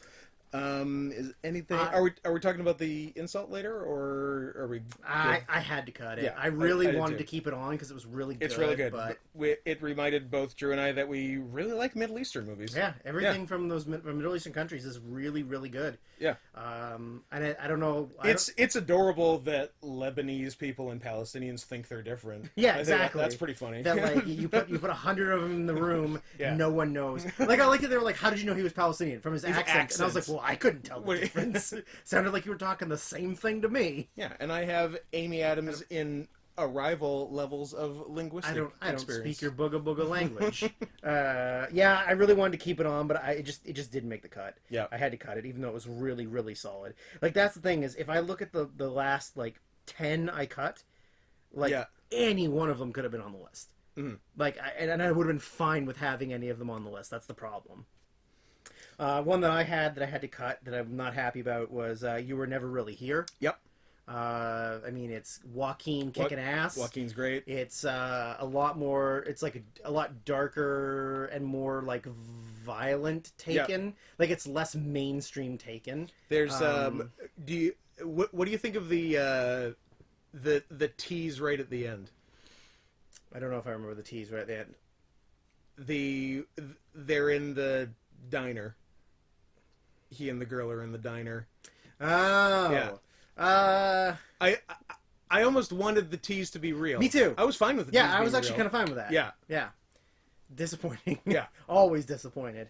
So yeah, that one unfortunately it just... Yeah, it's very good though. I remember I saw that and Death of Stalin as a double feature at the theater, and it was a good day. What's that? can you go there anymore? I don't think you can go there. I've never heard of it. Another one that I really didn't want to have to cut because I think it's a really, really well made and written movie is God's Own Country. Did I tell you to watch that one? Did you watch it?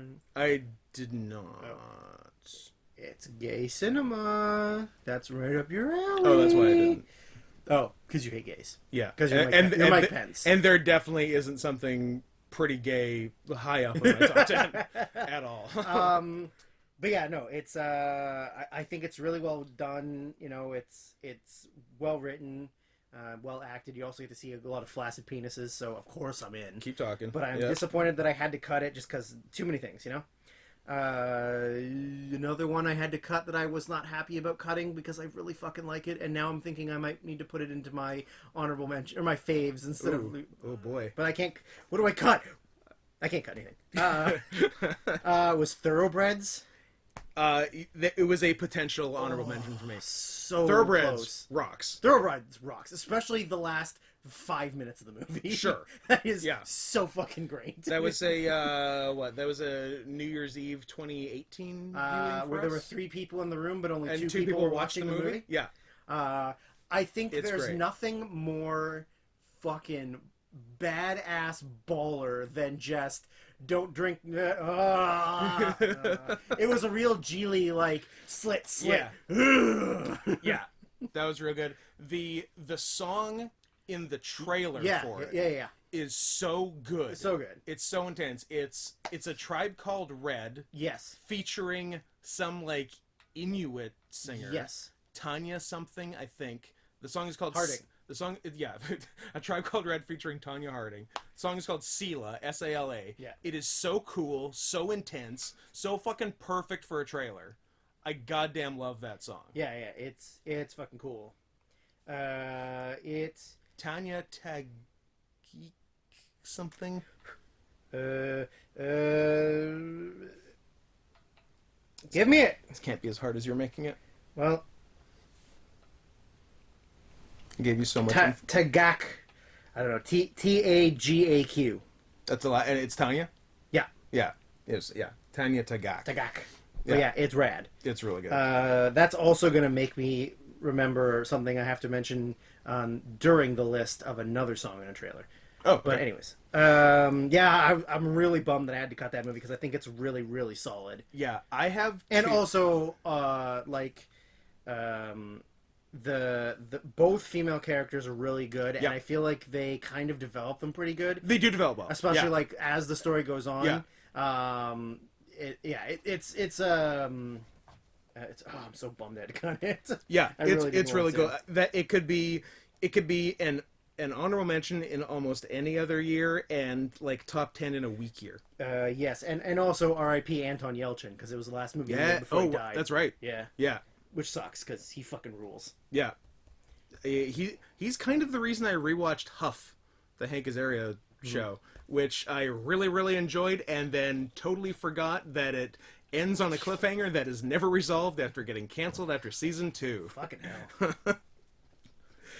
I think I've done everything on that side of the column. So you just have all the ones that were hard to cut? So what else we got? I have 2 that I'm pretty sure are on your list. Well, so I'll wait until we get to honorable mentions, I guess. Okay. One that I have that I know you didn't like as much as me was In the Fade. Yeah. It's not bad. Yeah, but, it's not...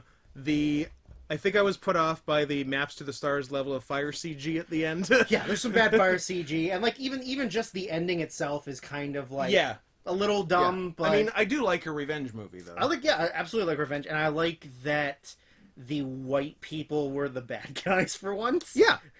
Instead of cool. The Arabs being the bad guys. Yeah. But yeah, I really did like it a lot. And I like Diane Kruger. Is that her name? Yeah, that sounds right. Yeah, she's really good at it. So like. That one. And another one that I know I liked more than you did is The Wife. I know you liked it, but I liked it a lot more. Yeah. But it was a very hard cut for me. I think it might be Glenn Close's like best performance. She's very good in it, yeah. And also just did she win? No, she was nominated because Frances McDormand won. Yes, she did. Yeah. That's right. But yeah, I love it. I thought Jonathan Pryce was really good. Yep. And like I love the kind of. I feel like Jonathan Pryce should be a bigger name than he is. Probably, but Right? I think he does a lot of like stage He stuff does. in England, Yeah. so he's not really that as readily Yeah. available. Although he's in like a bunch of smaller, like Yeah. he's the fucking lead in Brazil. Yeah. And like you'd think that would have led to something, but Yeah. like it didn't.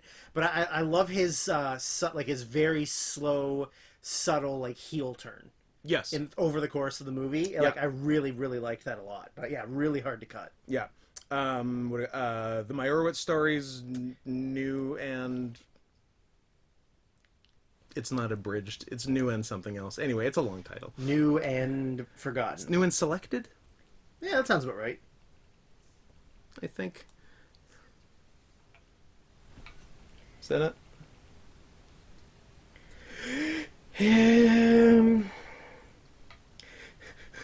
New and selected. We did it. Yeah, which you didn't get around to seeing. No, I. It's it falls in the category of good Noah Baumbach. So I'd recommend it if you like. I definitely got While We're Young vibes from it. If you don't want to hate Adam Sandler, If you, yeah, and also one of a rare good Adam Sandler drama. I guess it's there's some comedy to it. Yeah, it's Noah Baumbach it's- levels of comedy, which is kind yeah, of like it's like it's more comedy than Marriage Story for sure. yeah. Um, Make sure there's not a lot of comedy. Not really. No. Yeah, it's same amount as While We're Young, pretty much. 3, so it's 4. it's good. You got 5 left. Are we talking about Lean on Pete later? No, Yeah. sadly, I couldn't do me it. neither. Yeah. I love 45 Years. I think it was beautiful. I thought this was just as good, but I would give an edge to 45 Years. Yeah. But this was very good. But it just wrong year. Wrong year. 100% fell in the wrong Yeah. year. This was a year later, a year earlier. It might have made the list, but Yeah. Here, really, honestly, like a really heartbreaking movie. Yeah. The whole movie is just like you think things are picking up, and then you get Just really keeps- sad. Yeah, it just keeps smashing you down. Although To quote Murray Bamford, it really plays joy whack-a-mole with you. Yeah. As soon as any joy starts bubbling up, wham! it does kind of end on a good note. Yeah. So that, Yeah. but yeah, I really like If I can recommend anything, it's root really hard for Pete. it is hard for Pete. Don't lean on him too hard. No, keep leaning. Lean as hard as you can on Pete. All right. Yeah.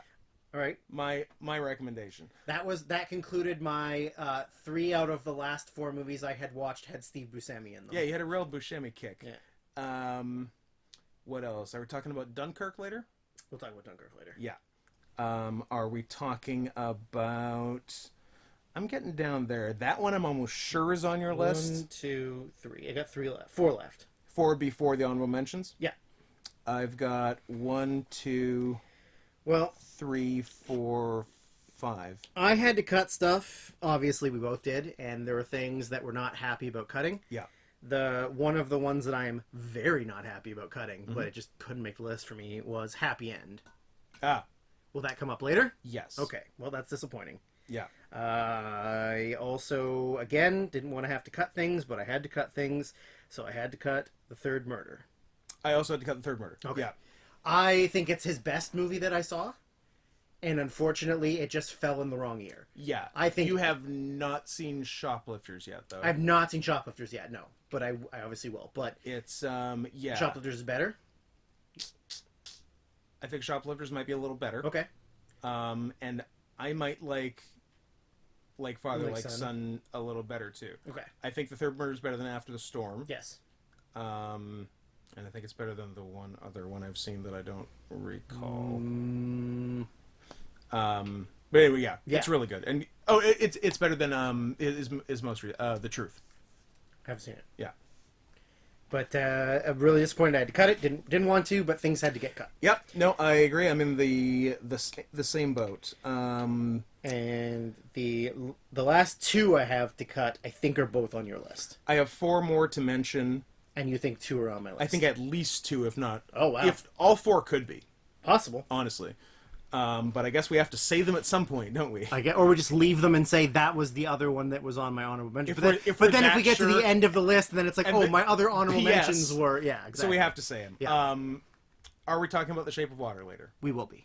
Are we talking about the Florida Project later? No. Okay. That Okay. was the last cut I made. Yeah. I want to keep it so bad. I think Willem Dafoe fucking rules in that movie. Willem Dafoe should have won whichever Oscar he was nominated. 100%. He was nominated, right? He was nominated for Best Supporting, which went to Sam Rockwell. Rockwell's fucking exactly good too. right. But goddamn, he was excellent. The kids were pretty good. Let me tell you this. If not for the last 60 seconds of the movie, 100%. This is in the middle of my top 10. That's why I cut it. It's in the middle of my top 10. Last 30 seconds. It's probably shit. It's probably number 5-ish. Perfect. I had it at number 6 and 7 originally. Yeah. And then it just sort of like worked its way out. But yeah. It's very Florida. It's the perfect representation of Florida. He is such. Why am I fucking blanking on the director's name? I keep wanting to say Alexander Payne. And Damien it's not. Chazelle. It's Oh, I feel stupid. You should. I should. I mean, you don't know, but you know you're stupid. I don't feel stupid. Sean Baker. Sean Baker, who did Tangerine, which I fucking love. He does such. Does the best job of committing specific types of different American trash to film. Yeah, well, do you know what his most recent one is?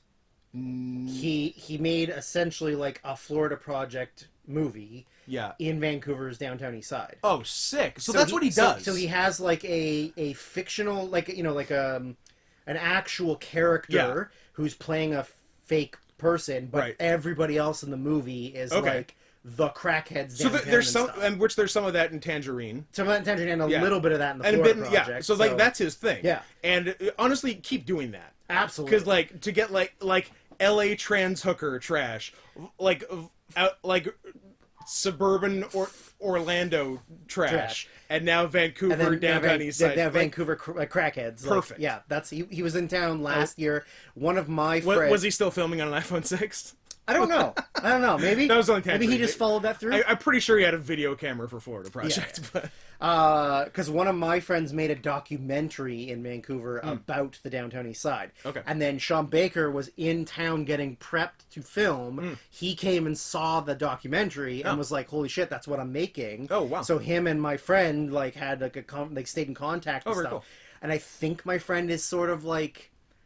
He's like this really eccentric Italian guy who like was a student around the time I was. Yeah. And he's just really good at just like talking to people.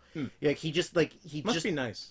Yeah, to not have some kind of weird mental problem that stops you from being social with humans. That'd be cool. Yeah. Anyway. But he's just like he's really good at just like going up to people and just talking to them like normal people. Yeah. So he actually kind of like got in with a lot of the like less scary crackheads in Vancouver. Oh, yeah. So I think he's sort of like vaguely consulting on it, okay. like just sort of being like a go through for them and stuff. But yeah, that's rad that he's making that. Nice. But yeah, that was my very, very last cut. It was on my honorable mentions, and then I bumped it on my honorable. So yeah, that was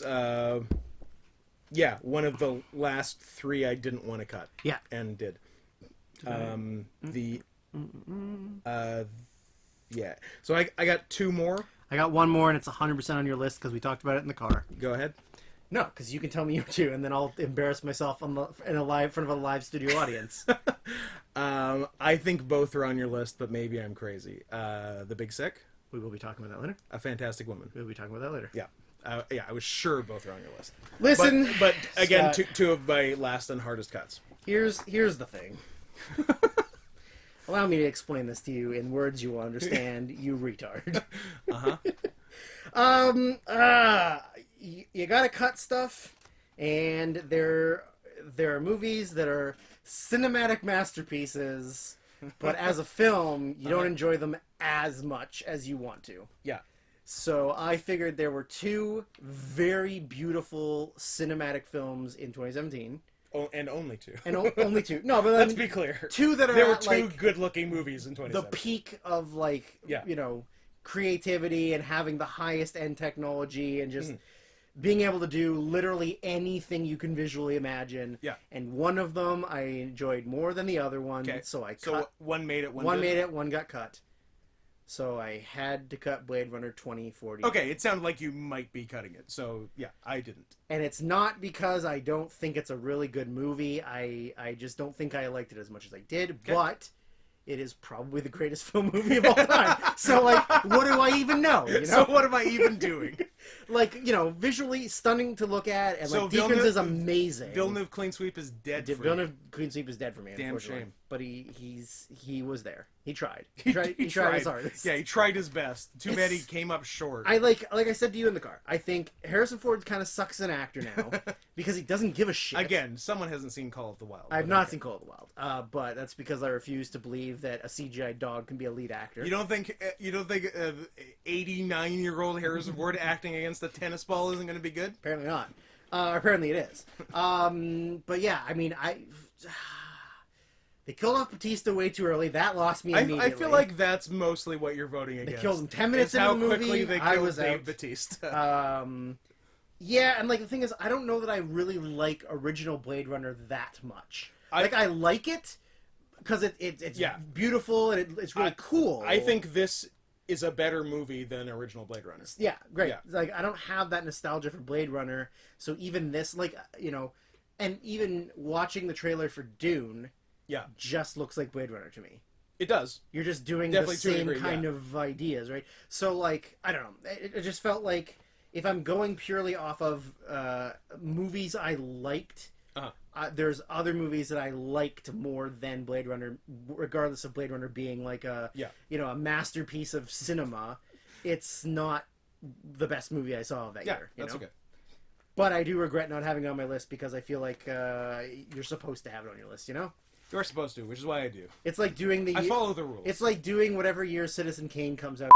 Well, hopefully there's no weird random like cutting off of the sentence that we're on, and then we go back here for some reason. Anyway, the battery died, so but it didn't. It just shut itself off. Stopped. It just stopped recording. Yeah. So we're back. I know it's been a while since you heard our voices. If more than 5 minutes had been cut off, I don't know if I would continue because I would be very angry. Yeah, I would have been really mad too. I mean, at least we didn't really throw out too much comedy gold on that brief period because we at the end of that, obviously you heard the end of the honorable mentions. Now we're moving on to the worsts, which we had already done the first couple worsts. Well, not the end of the real honorable mentions, just like the end of stuff that didn't make it. End of the stuff that didn't make it. Yeah. Sorry, yes. And now we're on to the actual worst, which we'd only done a couple of before we realized, hey, there's no red light on this thing. Anyways, so I briefly, the one I had mentioned was earlier when we were talking about going to comedy shows in Bellevue, Washington, and noted incredibly delightful, friendly person. Noted nicest comedian we've ever met. Who definitely, when we got to do the meet and greet afterwards, didn't put their touring manager between them and us, so she didn't have to be anywhere near the people who were there to see her perform. Even though she wasn't that famous then. She had only done one roast, right? She did the... Yeah, it was before her TV show. It was whatever the roast before any of it movies. Was. Yeah, it was because it was that, and she was dating Anthony Jeselnik, and that was it. That would be Amy Schumer, who made the horrible movie Snatched in 2017. Which, it's one of those comedy movies that then tries to veer into being an action movie, and those are almost always bad. They are exclusively bad. Yeah. Right. Those worked in the 80s, but they do not work in 2017. What's another one like that? Is there a Galifianakis movie like that? Is the thing with him and the Joneses? Keeping Up with the Joneses? Yeah, is that what it's called? Yeah, that's what it. I never saw it, but from the trailer, it looked like that kind of shit. Maybe I saw it, but yeah, it's one of those things where it starts off like jokey, haha, Zach Galifianakis, and then it literally just turns into an action. Well, and then movie. like Zach Galifianakis and John Hamm? No, like Ela Fisher maybe is his wife in it. Oh yeah, I think so. Then they have to start doing like actiony stuff. Yeah, which is just like it's not even entertaining. No, but yeah, that's definitely one of these things is, and it's like Amy Schumer looks like a pig with makeup on. Which to be saying that in 2017 Yeah. is something, because she's 10,000 times worse now. Yes, and also married an autistic guy. So, like, actually, Hey, at least got knocked up by an autistic guy. at least she found someone. Yeah, it took her a while. What a downgrade. Like, Jeselnik, Dolph Ziggler, autistic guy. Yeah, real winner, that Amy Schumer. And, like, now, like, no one will even hire her. No. Like, she can't even get comedy specials anymore. Yeah. She has a TV show on the cooking channel Yeah. with her autistic From her husband, house. who is a chef, I guess. Yeah.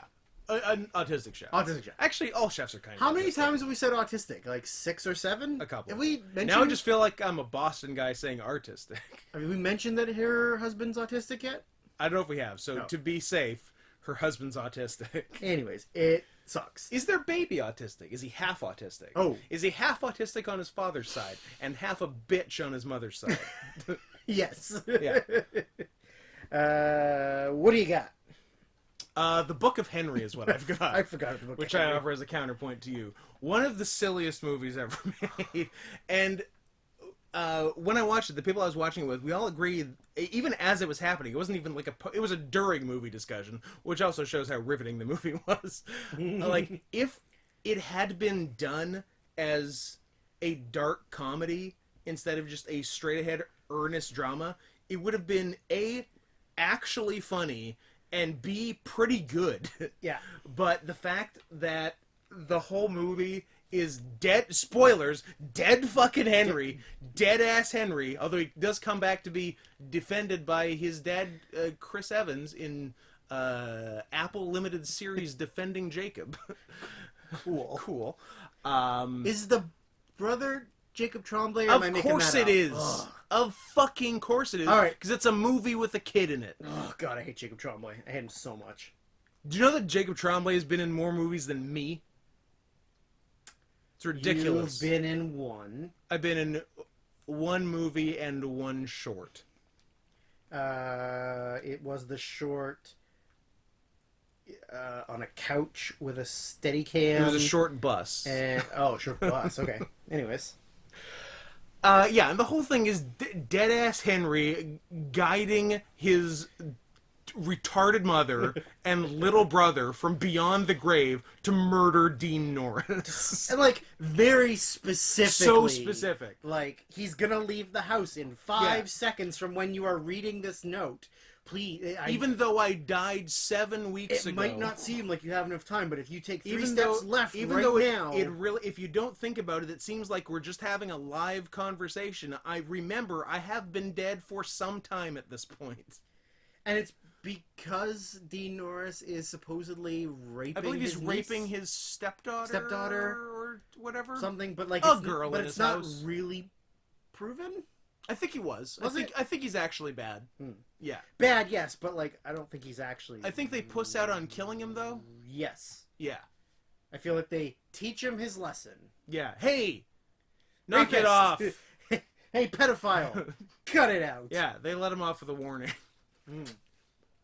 Verbal, not written. Verbal. Yeah. What else you got? All right, I hate this. I've never been more angry at a movie in my entire existence. And I maintain that you watched it wrong. than watching Darren Aronofsky's Mother. It's pretty good. Hate him so much now. Director of my number one movie of 2010. What has he done since? Anything? Black Swan, Noah, this. And then nothing? Has he just sort of been... I don't think he hasn't done something after Mother, so... Maybe he was too busy smelling his own farts. Maybe he's too busy smelling Jennifer Lawrence's farts. Yeah, maybe, but she's also kind of gross, so... What do we got? Darren Aronofsky, director of the worst movie of 2017. Untitled Artificial Intelligence Courtroom Project is the thing he's working on right now. Those are two odd things. Hey, at least that's probably not weirdly Christian. You don't know that. Could be Christian AI. Could be. So what's your goddamn problem with Mother? I don't like directors who make movies where they stick their own heads up their own butts and just, it's so fucking pretentious and just up his own ass, sucking his own dick, tasting his own cum, like swapping, giving angels kisses back and forth with Jennifer Lawrence. It was such a bad fucking movie. It made me sexually unattracted to Javier Bardem. Javier goddamn Bardem. Granted, is a tall order. He is handsome, a tall drink of coffee. Is that what it is? I don't know. That's tall glass of milk, Javier Bardem, and I no longer want to fuck him. What's his hottest I movie? mean, let him fuck me. What's his hottest? Yeah. No Country for Old Men? I like a bowl cut. I'm a big bowl cut guy. I don't know if that's his No? hottest movie. Okay. Possibly Beautiful? Yeah, but he's got cancer. Yeah, but it's even hotter because you know there's an end date on it, so you got to make the most of it while you have it. Yeah, I guess that's true. Right? I guess that's true. Yeah, I think the movie does a very good job of being very stressful, which I think was the intent. I think it's like a nightmare that you're in where nobody will listen to you, even though you're right. Very, very incoherent for me. I felt like it was all over the place. I can explain it. It was you. like I can draw you a picture. I know it's about the Bible. I don't give a fuck about the Bible.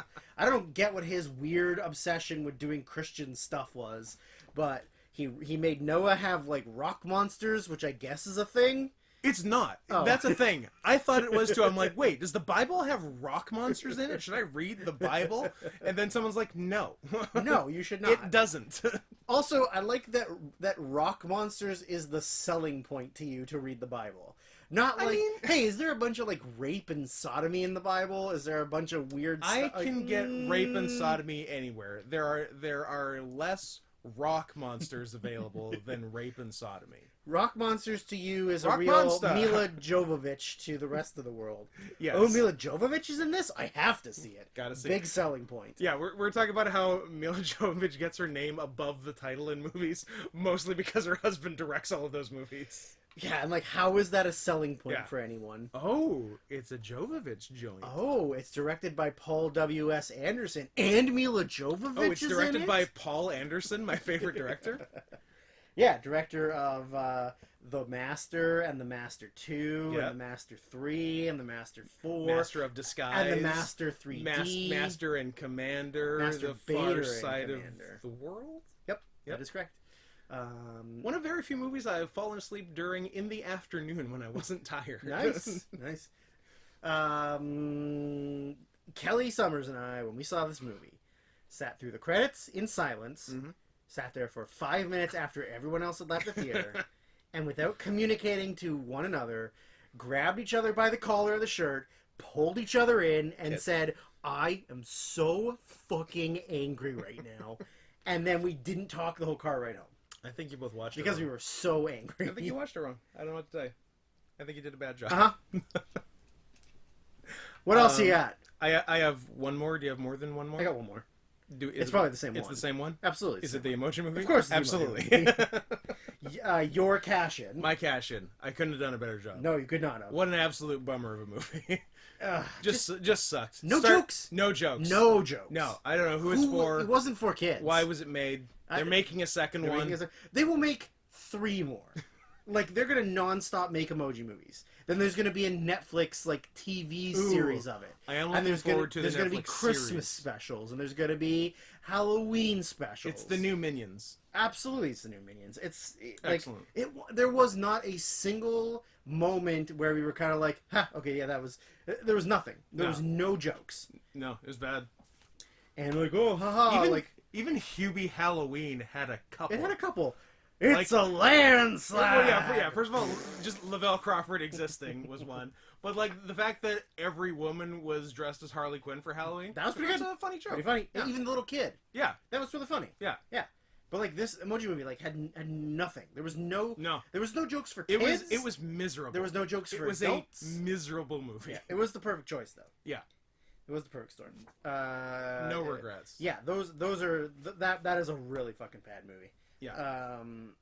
And also just like it was just screen vomit, like just like things just like constantly flying at you, colors and like things. It was like non-stop. Like, even though it takes a long time to make CG movies, if you told me it was made in one weekend, I'd believe you. But and it wasn't like the story just the phone was gonna get reset and everything was gonna get deleted or something. So. And like that's the whole story. Yeah. Like, how fucking dumb is that? Yeah. It was pretty good.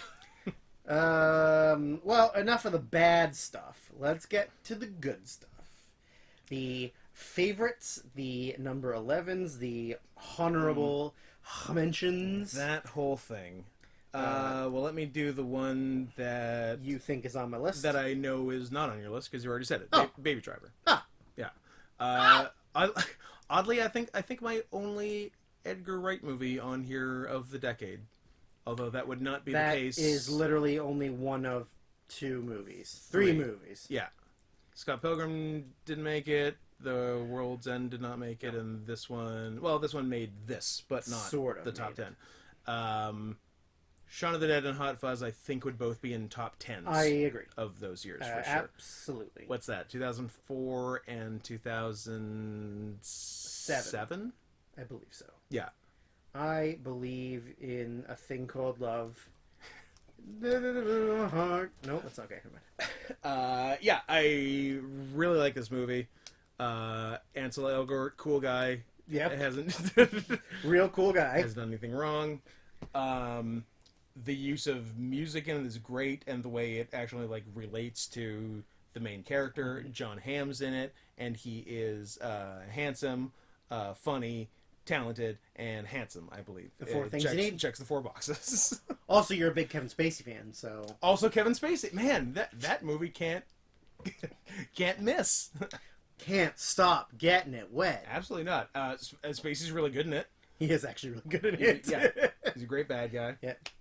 Jamie Foxx. He's good in it. Yep. Yeah. Editing's fantastic. Yeah. Like, Edgar Wright is such a smart director. Really meticulous with everything, gets it exactly how it should be. Yeah. Everything's shot super well. It's a shame they took Ant-Man away from him. Even though you could see little bits of his like writing in the first one, it really sucks because I think that it would have been cool. It would have been such a better movie if they just like fucking let him do stuff. It would have been like Taika getting Thor. Absolutely, yeah. And now Taika gets to do a Star Wars movie, so maybe that's wild. Maybe he would have gotten to do like a fucking... Maybe I'll see a Star Wars movie that I like. It's very possible. Who's to say? You're not a big Phantom Man-ass guy? I don't mind that. I do... I mean, I can't be mad at racist aliens. That's true. So that's one of mine. Say something that's not on my list, please. I don't think 2 of the 3 are on your list. So okay. 1 might be. Well, it hasn't been mentioned, so I don't know. So earlier, one of mine I'm sure is on that was me doing Warriors, but earlier. Earlier we had talked about Mr. Sodenheimer. I was trying to think what's you made him more Jewish. I made Sondheim and Soderbergh into one word. If Soderbergh did musicals. Yes. So Soderbergh quit making movies, never made a movie ever again. That's correct. And then made a movie. That movie is Logan Lucky. Yes. It's good. Yeah, I like it. It's not on my list, but I like it. I could not have been more pleasantly surprised with a movie I expected to hate. I didn't expect to hate it, but not like that much. I had like neutral expectations, and I liked it. Channing Tatum is excellent. Yep. Adam Driver is excellent. Mm-hmm. Daniel Craig Adam Driver amazing. Is in a movie with drivers. That's pretty cool. That's almost as good as Patterson, where he literally is a bus driver. Yeah, that's true. But it is because like he literally made Ocean's 11, Ocean's 12, Ocean's 3. So like he's made 3 heist movies. Only one of them was good. 13. Yep. But where I believe 12 is the worst one though, where right? I believe because 13 was made as an apology for 12. Where I believe Bruce Willis plays himself and dates Julia Roberts' character, who they reference her looking like Julia Roberts. Weird. I think. Okay. But it is a completely different take on the heist movies. Yes. Like it's super unique. There isn't anything that is like you have seen before in heist movies. Like and it's not like this perfectly crafted, like every just single remembered- thing goes right. I just remembered Seth MacFarlane's Seth character. MacFarlane's like a British Yeah. dude in it, yeah. But I mean, it's really, really funny. It's really, really entertaining, and like yeah, it's excellent. It's a really funny movie. I really love it. I love fun Soderbergh. Yeah, me too. Same with the Informant. The Informant, yeah, of course. And like he also likes to just put like random people in weird character positions. Yes. Like he always hires like, comedians to do weird yeah. things, or I mean Seth MacFarlane's doing a weird thing, but like Yeah. Daniel Craig, who's like noted action star serious man, Yeah. playing like a hokey southerner with an excellent accent. Yeah. And like and bleach blonde hair. Better accent than Knives Out. Definitely better accent than Knives Out. Yeah. But yeah, that's one of my three. My third one, I'm sure, is on your 10. So I'll say my second one, which is either on your honorables or 10. Where Did Tigers Are Not Afraid land for you? On my faves. Nice. Okay, good. Yeah. So that doesn't cancel out any 10s doesn't cancel for us. out anything. Awesome. I knew not much about this movie going in. Yeah, neither. I heard it, I guess in a description somewhere, it was like a dark fairy tale, what it was. So I thought it was going to be more Pan's Labyrinth-y. Yeah, that's what I thought too. It's not. It's much more grounded in reality. With little bits With sprinkled little in. bits of just kids seeing some fantasy stuff. Yeah. But the fantasy doesn't really play into the plot, per se. Not really. Yeah. Not really. I mean, it's like kids' imagination Yeah. that you as the audience are seeing their yeah. imagination. But it doesn't affect what happens with adults or anything. Yeah. Yeah. It's not a part of the plot. Yeah. It's just a thing that happens in the movie. It is way darker, like as far as realistic violence. Yeah, it's and, brutal. like way worse than I thought it would be. Yeah. They do not pull any punches. No, they don't fuck around. At all. They'll kill a kid. They will kill a kid. Yeah. There's also some pretty good, like, spooky, like, Yeah. kind of scary stuff, but it's not just jump scares. No. Which is what every other fucking horror movie is in main, like, that kind of stuff. Is Yeah. like, it is, you clearly see the thing, and it's just unsettling and Yeah. creepy, and it wants you to know that it's there, and it wants you to know that the character knows that it's there. Yeah. And it's very, very, like, creepy and unsettling at times. Mhm. But yeah, it was. I think I had heard about it because maybe it was in like festivals in 2019. Yeah, I remember seeing a poster for it at the Van City. I think that's where I Theater. saw it too. Yeah. And I thought it was a straight up horror. Definitely well after 2017 Yes, I saw the yeah. poster. 2018, maybe 19. Yeah. Yeah. It was later than it actually came out because it got released in like festivals in Yeah, and- 2017, but and not maybe in in Mexico- America. and I maybe don't in think. Mexico, yeah. yeah. I thought it was more of a straight up horror movie because of the way that it Yeah. was sort of like the look of it. Yeah. But it's not. Yeah, it's not a horror really at all. It Yeah. has the thing about it is like the fairy tale stuff is very like kids fantasy movie style of things. Yeah. But it is in a very adult. It's like it was like Sicario's levels of like Yeah. violence and like Mexican cartel, and then it's got these like CGI and animation stuff that's like really unique to it. So yeah, it was really cool. I definitely had a hard time cutting it. Oh, me too. Like Yeah.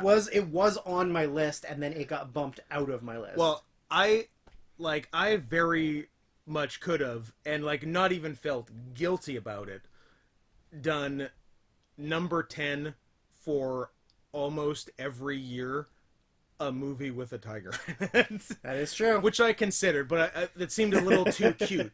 But like I could have done it like with absolutely like no apologies. Yes. Because like there's this. I did The Tiger The at Tiger. number 10. Zootopia could have been number 10. Yeah. Life of Pi. Like there's one almost every year. There's a 2018 Indian boxing movie called Tiger. Oh, It's got Mickey Rourke in it. I'll look Perfect. into it. So yeah, so I didn't do that, but I could have. Could've. Just listening, know that I could have. Listen, And I would have done nothing wrong if I did. I didn't hit you, but I could have But I hit could have hit you.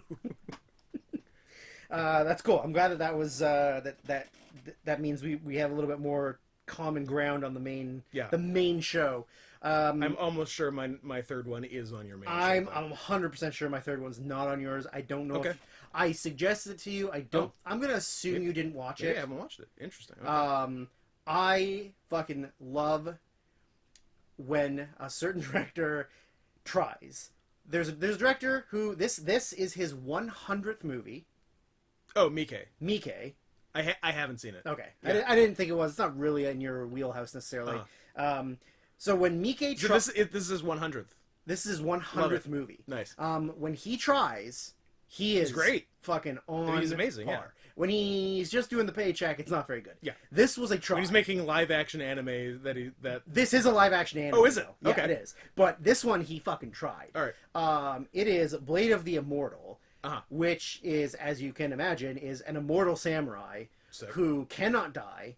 He's been cursed, and he gets arms lopped off, and they just things come out and they reconnect. He's covered in scars, his face is scarred. Okay. He literally can't see out of one of his eyes, and this girl's father gets murdered and goes and seeks him out to help her get revenge. And much like 13 Assassins, which was on my 2010 list, which is very similar to this, he has to fight 100 people at one time, and it's arm falls off, comes reattaches himself, fucking just has does he grow another arm? No, or it does reattaches the old arm. Yeah. Okay. So he has lines on his arm from where it's been cut off. Does he have to put it back on, or does it float back? He'll and then he has to put his arm down and it'll reconnect. Gotcha. But he has to kill 100 fucking people in this big battle scene where he's just constantly gets stabs a guy, pulls the knife out, it slowly heals. Yeah. It's not like Wolverine where he automatically heals. Yeah. It will bleed for a while and then it slowly starts to close up. But Okay.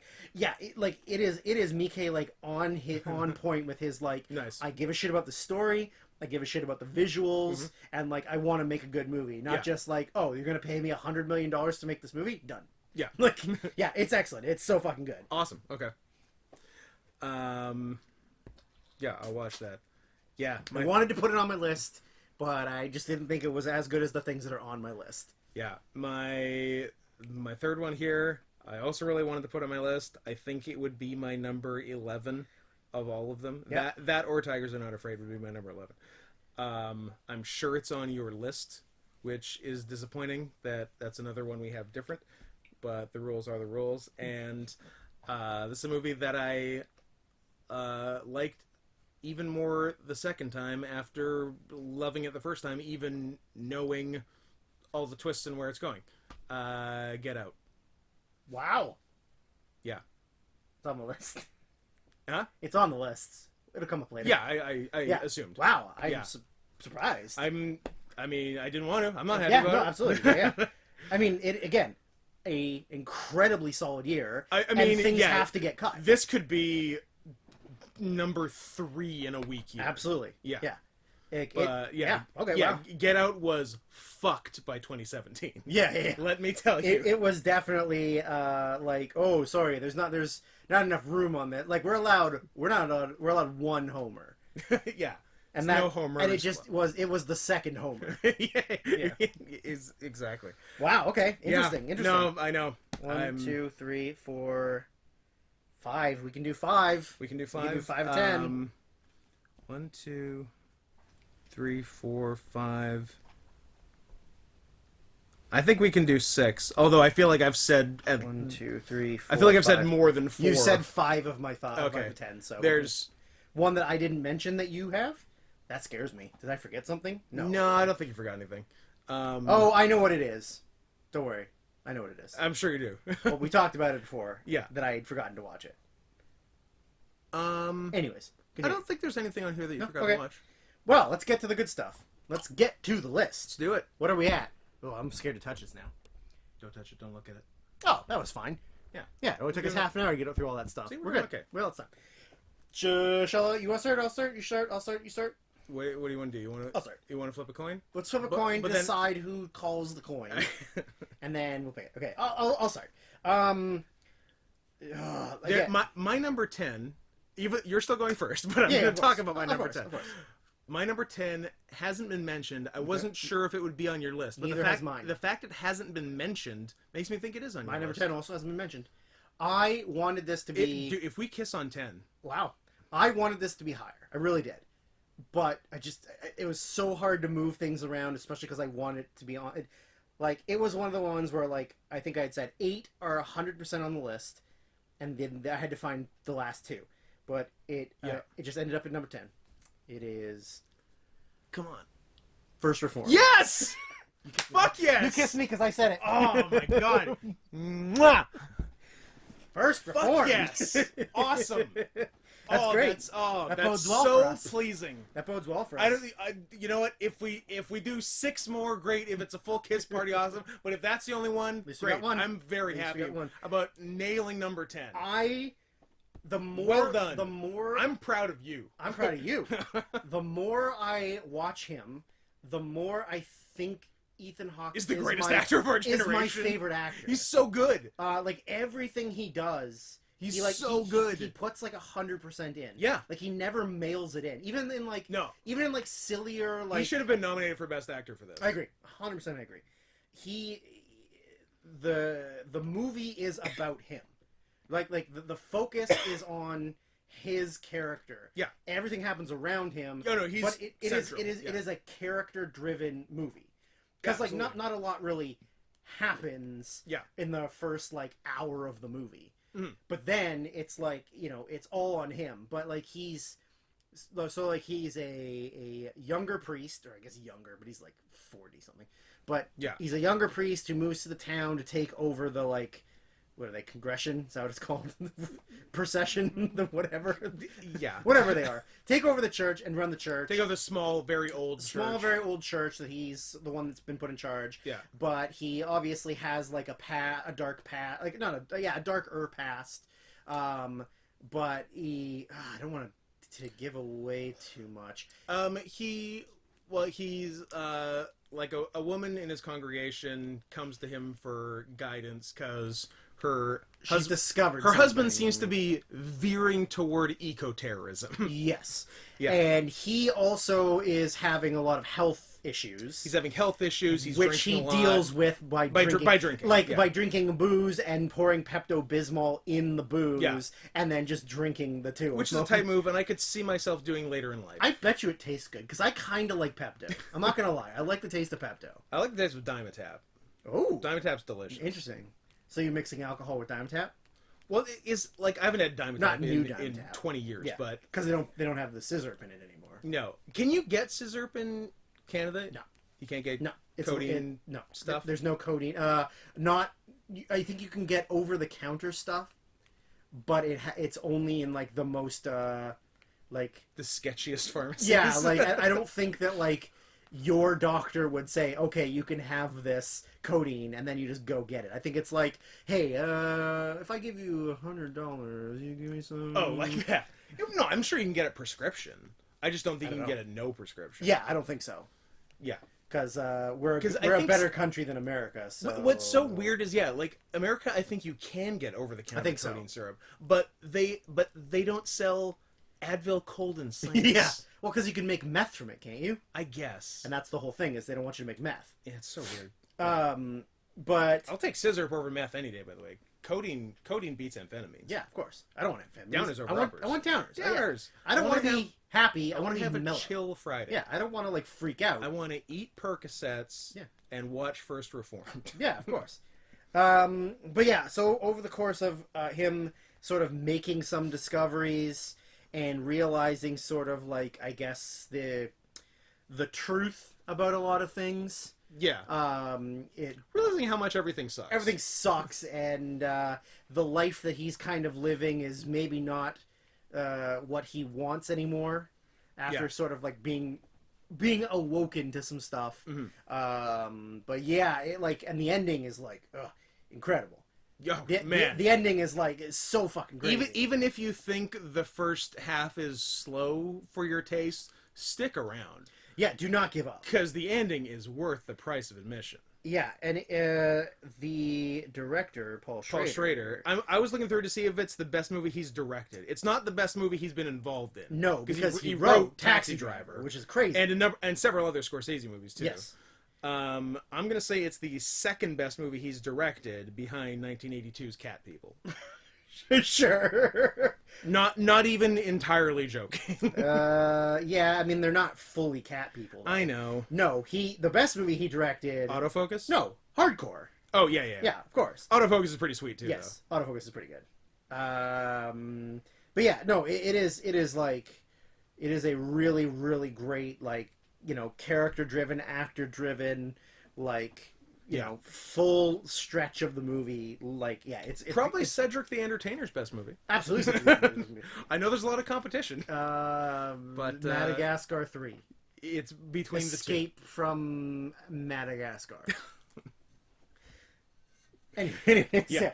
Wow, crazy. Number 10, right off the bat. Awesome. As I said, if I don't care if another one happens, I'm glad we nailed that. Because I was thinking, I didn't know if it was even on your radar that much. I knew you'd seen it. Yeah. But I'm like, the fact he hasn't even mentioned it as a cut is probably on his list, and it's probably not toward number 1. So I wanted to put it higher. Me too. Like, I definitely wanted to put it higher. But what can you fucking do? Well, I know we're not going to be kissing on number 9 because you mentioned it in your Han. But that's good, because if we're gonna miss it, we want lowers. But we want this to miss on the same number. Yes. Like your 9's not on mine, my 9's not on yours. Great, 9's out of the way. Let's hope for 8. Cool. So you had mentioned it before. It was the best foreign language film winner at the Academy Awards that year, which I think is fully deserved. It is from Chile, and it is A Fantastic Woman. Yes. I thought it was a very cool woke pick, Drew. Everyone thinks you're not a racist or transphobe anymore. Awesome. You've redeemed yourself. I'm glad. Now can I go back to talking about Israel? Yes, now you can say the N-word again.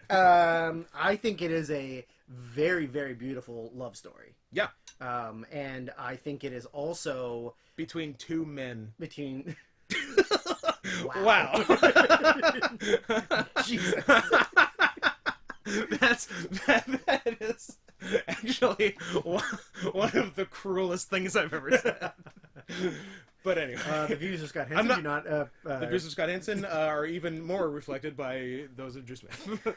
Yeah, I think it's really just honestly like a really beautiful and like sad, heartbreaking love story. Yeah, but it has such a powerful message of somebody fighting, like for what they love and who they are. Yeah, and like just constantly treated like shit. Because it's not even like, obviously it is someone fighting for a cause, but like it's them. Like, it's them. I am the they cause. Are fighting for their identity, and it's like one of those really great pieces of like LGBTQ cinema. Yeah. It's got like some like really, really depressing things, like when she goes to get examined and then they're like, no, fucking let's get this all off, and it like really uncomfortable. Yeah. But also just like some really powerful stuff, like going to the Going to the funeral? Going to the funeral. Like it's a trans woman and her much older, a fantastic trans woman, who's like a lounge singer. Yeah. And her much older boyfriend. Yeah. And they in the middle of lovemaking, he has a heart attack. Yeah.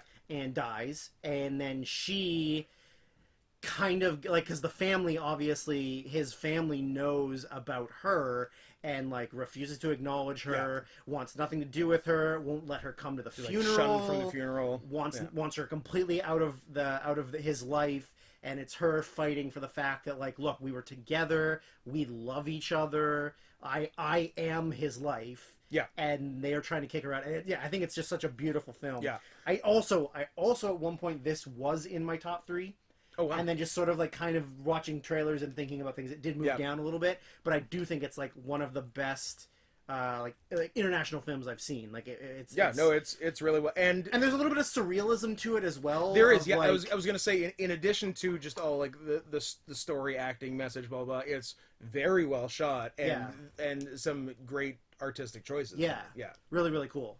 And I don't think the director's done much else. I couldn't name the director off the top of my head. I mean, he's a Chilean, so what else would you know him from? I don't know. Did he do Sebastian Lelio? Did he do No? That's the only other Chilean movie I can think of. He did not. He did. Oh, actually, I didn't realize that was him. Oh, he did Man of Steel. He did a 2018 movie that I'm going to watch for this, that I was going to suggest you watch as well. Maybe I've already seen it. Gloria Bell. I haven't. Starring Julianne Moore and John Turturro. Okay. It's a free-spirited woman in her 50s seeking out love in the LA dance clubs. Okay. And apparently it's very, very good. So, Bell. but I didn't realize he directed that. But anyways, that's my number 9. My number 9 has been mentioned, and I think you were a little surprised it was on my list. One Cut of the Dead. Oh, yeah. An extremely low-budget Japanese quote-unquote zombie movie. I didn't realize that I didn't think it would be your thing. So that's why I was kind of like, oh, weird. Loved it. I mean, it's great. It is so clever, and I feel like it's more clever on like the second viewing because now that you know all the reveals, yes, you can see all the clever shit they did. Yeah, I didn't think about that in the earlier goings, and there's very fancy digital versatile disc you've got there. Yeah. Perhaps even a Blu-ray. No. No. It didn't get a Blu-ray release until after people like made an outcry about it. Right. And I had already bought the DVD, and I was like, do I need to get both? Like, no. Yeah. I did it with Tigers Are Not Afraid, though. You should probably do it with that, too. Yeah, maybe. But yeah, it is. Yeah, it's actually pretty brilliant. I haven't seen the new one by that director. Me neither. Was at the festival stuff this year. There was Special Actors. Yeah. It's called. Yeah, it sounds cool too. Yeah, it does sound cool. So I will definitely see that. Yeah, it's crazy. I honestly didn't think it was in your wheelhouse. Like I knew you saw it. Yeah. But I didn't think like, oh, this is a Scott movie. No, loved it. Yeah, it's cool. It's really, really cool. Because let me be clear. Let me. I don't give a fuck about zombie movies. Like, I don't give a fuck about The Walking Dead. I don't give a fuck about World War Z. Any of that. What about Train to Busan? Haven't seen it. I hear it's better than the things I mentioned, but still don't care that much. But this rocks. This rocks. Dudes rock. Things that rock. Dudes in this movie rock. Yeah. Also, the closing credits music is like a I remember you saying Japanese sound-alike of Want You Back by the Jackson 5, which is an absolute fucking banger. It's so good. I think you saw it before me, and you said, just watch the whole trailer. Like, watch the whole credits. Like, don't leave. Yeah. And I was like, okay, cool. Like, yeah. Yeah, there's several reveals as it goes on, and like everything makes perfect sense. It's just so fucking clever, done on a nothing budget. Yeah. And I'm glad that it took kind of a year and a half, 2 years after it came out for it to get like really any play in North America. Yeah, I think I heard about it from someone now people seem to talk about on, it but now nice. Well, because it's on Shudder and stuff, so people have access to it now, right? Yeah. Yeah, I don't think I'd heard a lot of people talk about it until like maybe last year. Yeah. And then I was like, oh, okay, cool.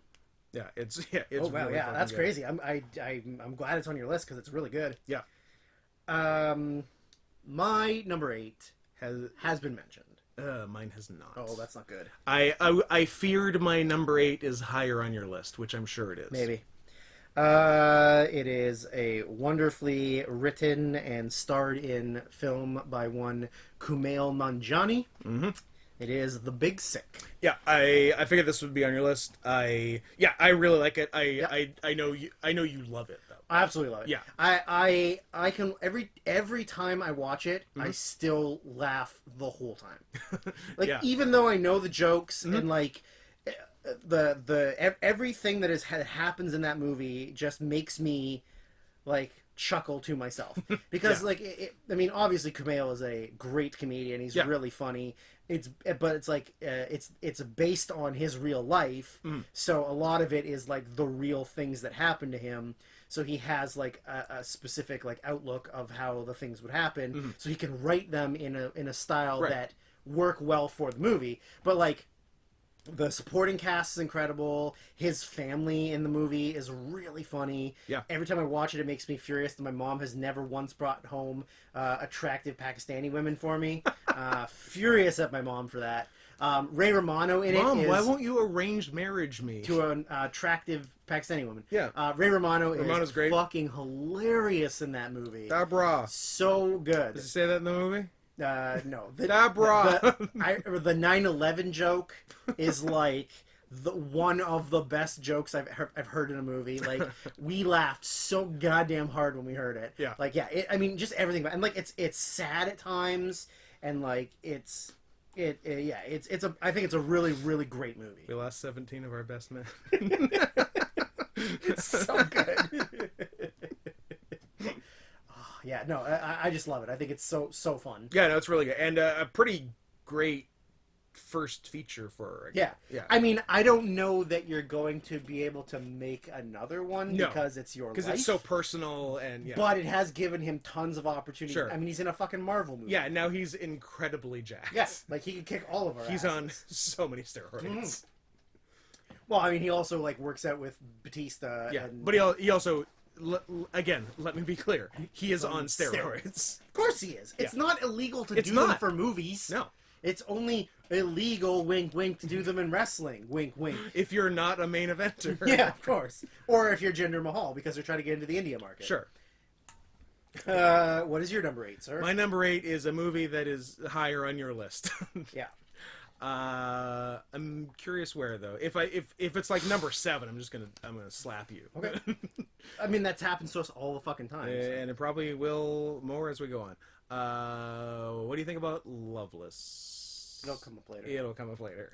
What's your number 7? My number 7 hasn't been mentioned. Neither is mine. Has been mentioned, I said. Oh. It was but mine hasn't. Well, I'm sorry to tell you that we're not going to be in the same place My here. number 7 is also higher on your list. Do you know who one of my favorite directors is? And he made a movie where he won awards for that movie, and it was... I do. He's a Mexican man. Did it win? Who's a little chubby guy. Did it win Best Picture? Won Best Picture. Won Best Director. That would be Guillermo del Toro's The Shape of Water. Yep. Fishmen be fucking. One of my last cuts. I like that there was a visual of open and penis. That was fantastic. The old how does fish dick work conversation. Fish dick? How do they dick them up? How do they dick them down? These are the questions. It is asked and answered. I love Guillermo. I think Guillermo's great. I think he's such a weird little like a hobbit of a man. He's delightful. He's really like funny and kind of goofy, and so like I love that it's a throwback to classic Hollywood. Yeah. The set design, the music design, Yes. the characters, like everything about it is like classic Hollywood, which is so cool. And just the creature design is perfectly him. Oh, yeah. I think. The creature's literally halfway between Abe Sapien and the creature from the Black Lagoon. Yes, which is kind of, I think, the idea. Yeah, very Doug much. Jones is playing it, so just put on the Abe Sapien stuff, and we'll change it. and we'll paint it a different color. You know, Sally Hawkins, is that her name? Sally Hawkins is really excellent. Yeah. Octavia Spencer is great. Richard Jenkins crushes rules. it. Richard Jenkins is so good in everything. I kept saying, did he win Sport? No, he got Sam Rockwell. he got nominated though. Yeah. The nominees for the acting awards super this year strong. are really super strong. Yeah. Because I think the other one was like Christopher Plummer for All the Money in the World, right. and I don't remember who the other one was. But anyways, I love the worlds he creates in everyone, even his bad movies. Because like even in Crimson Peak, which is a disappointing movie. The sets and like the look and the visual is amazing. It's just the story kind of sucked. Yeah. But this one, I don't know. I think it goes along with Pan's Labyrinth of him creating this fantasy world, but within the real world. I think it's just such a cool, like, rad movie about fucking fishmen. Absolutely, yeah. Michael Shannon's a good bad guy. Disappointing that there's no TF, but you can't win them all. There's technically a tiny, tiny bit at the end. Mm-hmm. Right? Yeah, true. Certainly nothing to the extent that anyone wants. Not what I want. No. Yeah. No. We're not matching anything until 3 at the earliest. My 4, 3, and 2 have not been mentioned. Everything else has been mentioned. Okay, interesting. We got a chance on 3 and 2 then. Okay. We have a chance on 3 and 2. I got a strong feeling about it. 7. is going to be higher on your list. 5 and 6 are not on your list. Okay. Actually, 4, 5, and 6 are not on your list. Okay. Of mine. That means 5 and 6 are good for us then. But anyways, continue. So whatever. Number 7. My 7. Again, going to be higher on your list, so we'll probably talk about it in a minute. The Killing of a Sacred Deer. Oh, it's a little bit higher. A little bit higher. A little bit higher. Is it like really No. close? It's too high. It's 3 higher. All right. But anyways. I'll allow it. That sucks. You're not getting to talk about anything. I mean, we're gonna talk about it. So number 6 was the reason why Blade Runner. One of the reasons why Blade Runner got cut. Number 6 for me is Blade Runner. Oh, interesting. Okay. Yeah. My number 6 is Dunkirk. Okay. So we basically switched Blade Runner and Dunkirk. Yeah. Because it's not on mine. Yeah. Again, it's like I said, there were 2 movies this year that were like the tops of like everything you can do and have in cinematography. Well, like all of the lighting and camera and equipment and technology and everything. I just really liked the story of like the actual film of Dunkirk. Did Deakins do both? Did Deakins do Dunkirk? Or did... I mean, he does a lot with Nolan. He does. I think it was the first one... That he didn't? He didn't do it Dunkirk because he was doing... Because he was doing Blade Runner. Yes. Cinematography is... Yeah, I don't think he... Some other, like a Switzerland guy who did, like, Interstellar, Ad Astra, Let the Right One In, Her... Okay. But his name is Hoyte van Hoyteman. Nice. Hoytema. But yeah, he was like I think if I remember correctly, he's Deacon's like main guy, like his number 1. So when Deacon moved over, he just stepped in, I think. Okay. I gotcha. But I love the fact that the story is not told in regular time. I think that's really, really cool. There's one's a day, one's a week, one's a month? No, they all take place in the same day, but they're hours different. Right, okay. Yeah.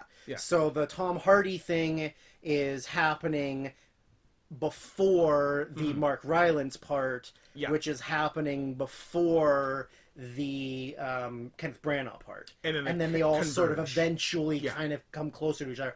But like, I mean, yeah, I think Christopher Nolan is really hit or miss on everything he does because he really loves Christopher Nolan loves nobody and nothing more than Christopher Nolan movies. That is correct. He makes movies for himself so that he can go, holy shit, look at seems like the same thing you love Christopher Nolan for is the same thing you hate Darren Aronofsky for. No, that's okay. I think Darren Aronofsky likes to smell his own farts. I think Christopher Nolan just likes to sit back naked with a glass of wine and say, man, Christopher Nolan's really good at making movies. Like, that's why I don't want to see Tenet. Because I know how much he loves that movie now, like that, how much that's his like passion. It's apparently the most Christopher Nolan, which is maybe not great for the rest of us. But this one felt less Christopher Nolan. It still had bits and pieces. It had bits, but Dunkirk might be the least Christopher Nolan. Exactly, which I think is why I like it so much. It's also the loudest movie I've ever watched. Absolutely. I saw it in IMAX, and apparently it was even louder in IMAX than regular. And you still can't hear? What? Huh? Say what? Okay. It was... We're doing sign language? Yeah. It was, it's a lot. But yeah, I love the storytelling and everything, and like it's because like I can't swim. There is a lot of sinking boats in this, and it is terrifying. Stressful? For me. Yeah. Like so uncomfortable to watch both of those scenes where I just like no. I cannot do this. Please take this away from me. Like it is terrifying. But anyways, I chose it because I liked the actual like movie better than I liked Blade Runner, and not like I couldn't have had both, but it's just like, you know, I like this one a lot more. And there's a lot of other movies they were in really a similar liked. Category for you, and that one edged it out. Yes. It's so similar for me. My number 6 is Blade Runner 2049. We've talked about it a bit already, but it's a pretty amazing looking movie, which you also said. I think I just like the story and acting and everything else more.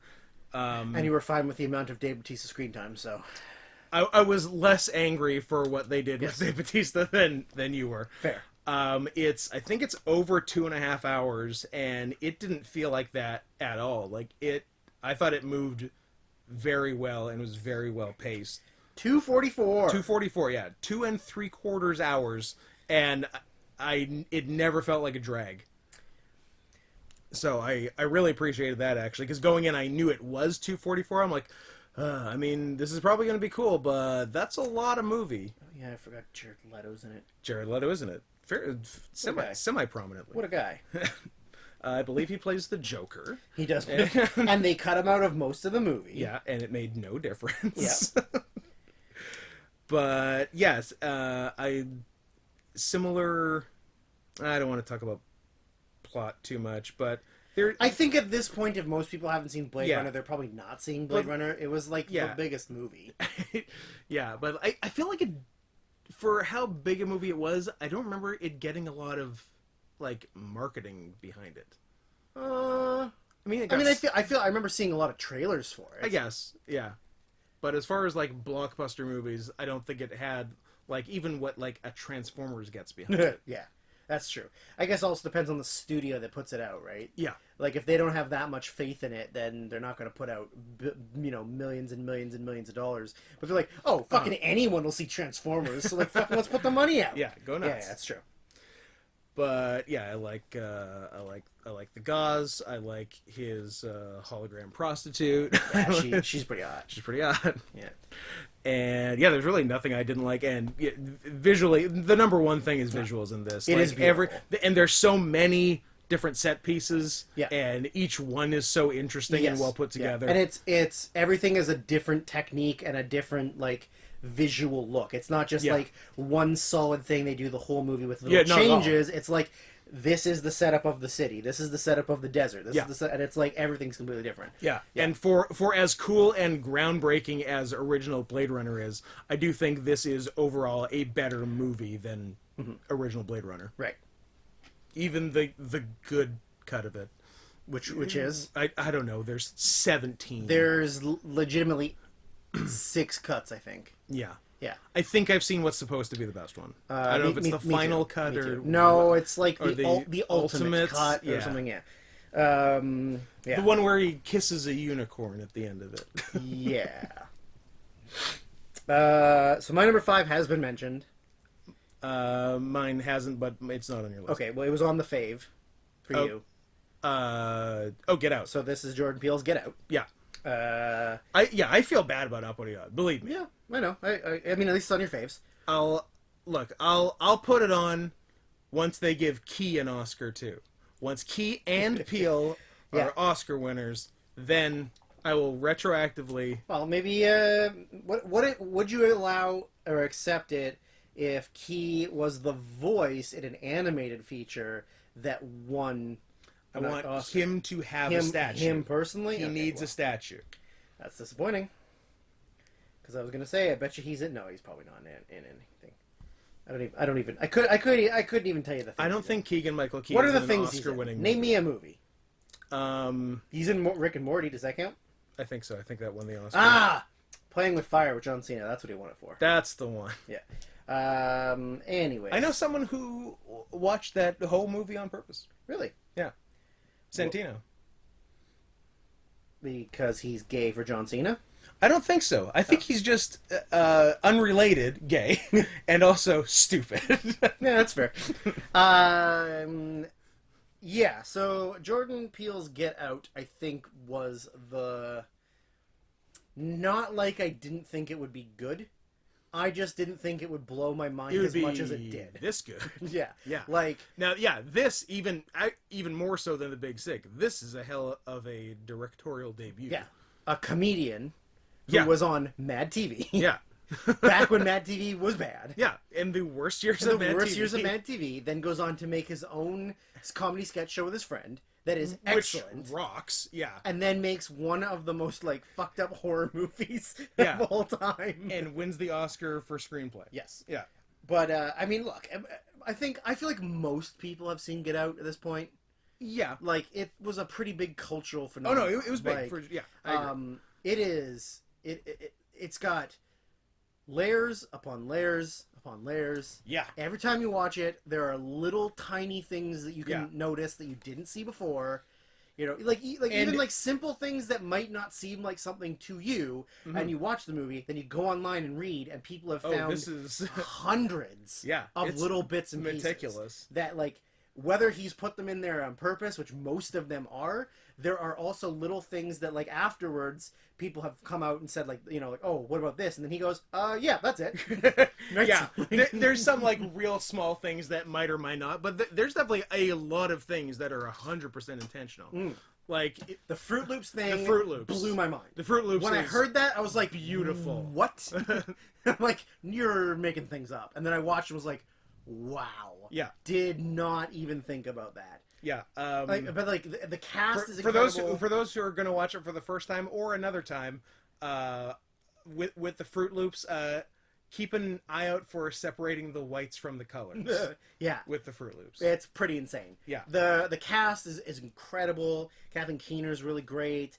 Bradley Whitford is amazing. Always the man. Kaluuya does really well. Callum Landry, what's the hell's his name? Oh, I don't remember his name. Something Landry. Daniel Kaluuya was incredible in this, and also he's going to get a mad shout out for me. I don't know if it'll be Caleb Landry Jones. Okay. What year is he going to get a call out for? Is it the next year? What's he in the next year? What name other things? Is he in Black Panther, or am I racist? Next year. He's in Black Panther, but he's like one of the smaller roles. Right. But next year he's going to get a mad shout out for I don't know if it's going to be on my list. We'll find out. A movie that I feel like he and another person in the movie, the two of the biggest snubs of the Oscars for that year. I haven't watched it yet, but I obviously will or maybe I'm thinking of the wrong movie. I think you saw it at a festival. Oh. Then I'm just not thinking we'll figure what movie it is. We'll talk about it after. Okay. Anyways, my number 5, Get Out. It is yeah, it's mind-blowing. It is so... And even like so well thought out. It's got such good comedy even in the darkest parts of the movie. Yeah, even in scary parts. Like, it just constantly surprises you with, like, things all over the place. Yeah, it's incredible. Yeah, I remember my only nitpick is I recall there being, like, 1 or 2 unnecessary jump scares, which a movie like this does not need. Sure. Yeah, no, not at all. But who knows how much of that was, like, studio interference. Obviously, or, like, you know, who fuck, yeah. Anyways, that's my number 5. What is your number 5? It's not on your list. Is it Phantom Thread? You don't like it. It's Phantom Thread. It is Phantom Thread. It is Daniel Day-Lewis's last movie. Sure. Steven Soderbergh. Sure. I'm retired from acting. Oh, I want another Oscar, please. He retired after Lincoln 2, right? No, I think he just said he wasn't going to do too many more after Lincoln. And then he did 2 more? He did 9 and then this? Or was 9 before Lincoln? I can't remember if 9 was before or after Lincoln. What a queer. What did he do? Did he do one other thing? It's always good for the podcast for us to sort of stop talking to look up things. It's fun. No, 9 was before Lincoln. Oh, like 3 years before Lincoln. Was 9 in 2009?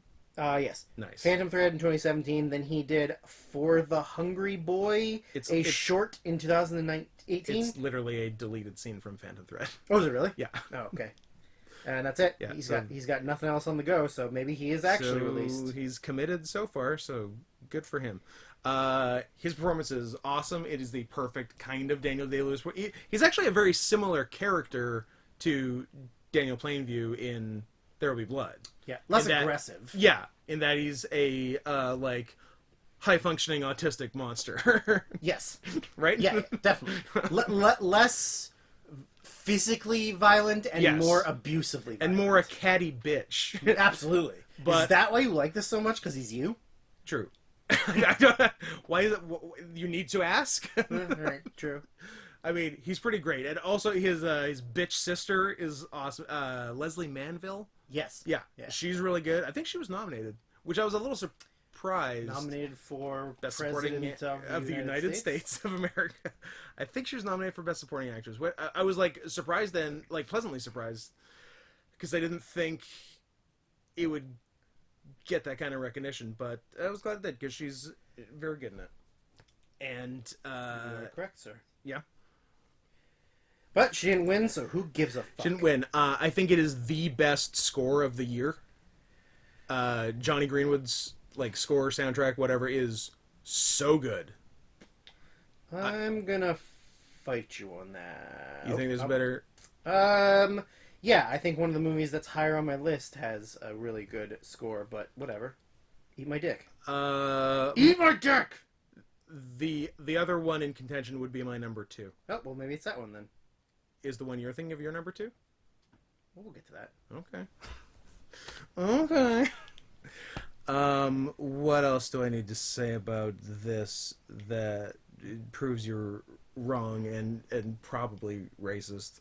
Because there were so many people of color in Phantom Thread, a movie about a 1950s British fashion house. Yeah, and just like I really enjoyed the story, and yeah, just people being awful to each other. I can not get enough of that. What are you counting? I think there's 2 that are better than it. 2 better scores? Yeah. No. Yeah, one was The Shape of Water. No, I like this better. You are gay.